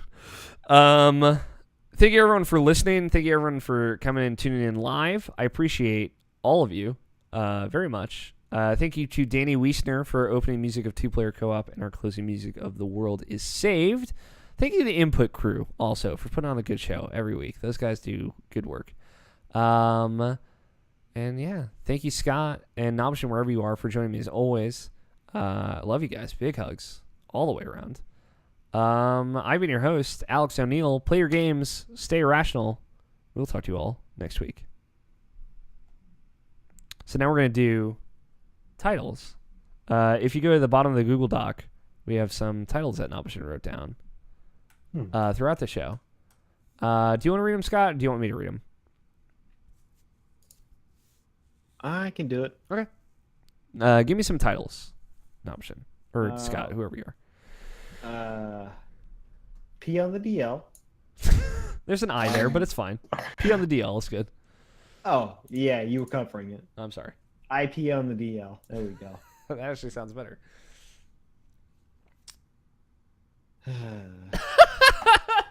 I'm just surprised you knew that. Yeah. Venomous Honda. Venomous Honda. Still a great name. Putting in work. I'm not trusting Nomura. DCEU. David Cage's Extended Universe. That's really good.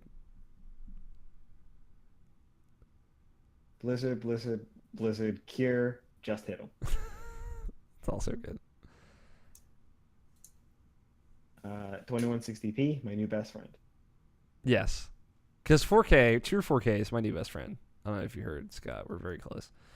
JJ, if you had to have one title be the title of this podcast, what would it be of this list? I would put I'm not trusting no more. I was going to say, think that's I really hilarious. like that one. Too. That's hilarious. What do you like, Scott? 2160p. All right. Well, you've been outvoted because I'm not trusting Nomura. It's just too funny. It's really good. I'm going to write a phrase. And then I'm going to have you read a moment. 380. God, we're getting up there. And I will say the title. Take the pressure off you, Scott. You know, I put so much pressure on you all the time. When you're ready, go ahead and read this. And I'm going to do some... Make it sound good. Put it at the intro. It'll be great. Can you see it? What I wrote? Oh, you're talking. Oh, you're Yeah. talking to me. Oh, I thought yeah. you were talking to- Just you're talking. To me. Oh, okay. Yeah, so, you're going to say this Tell me part. when. I'm going to say the title. It'll be at the beginning. Mhm. It'll be very good. Okay. Okay. Tell me when, and I'll do it. Whenever you're ready. You're listening to the Irrational Passions Podcast, episode 380. I'm not trusting Nomura. And that's it. Now you can stop Cool. recording. All right. Cool. Here, I'll hit stop now. Thank There you go. Thank you, everybody, for watching. Have a good evening or morning or wherever you are. And we will see you all next week. Bum, bum.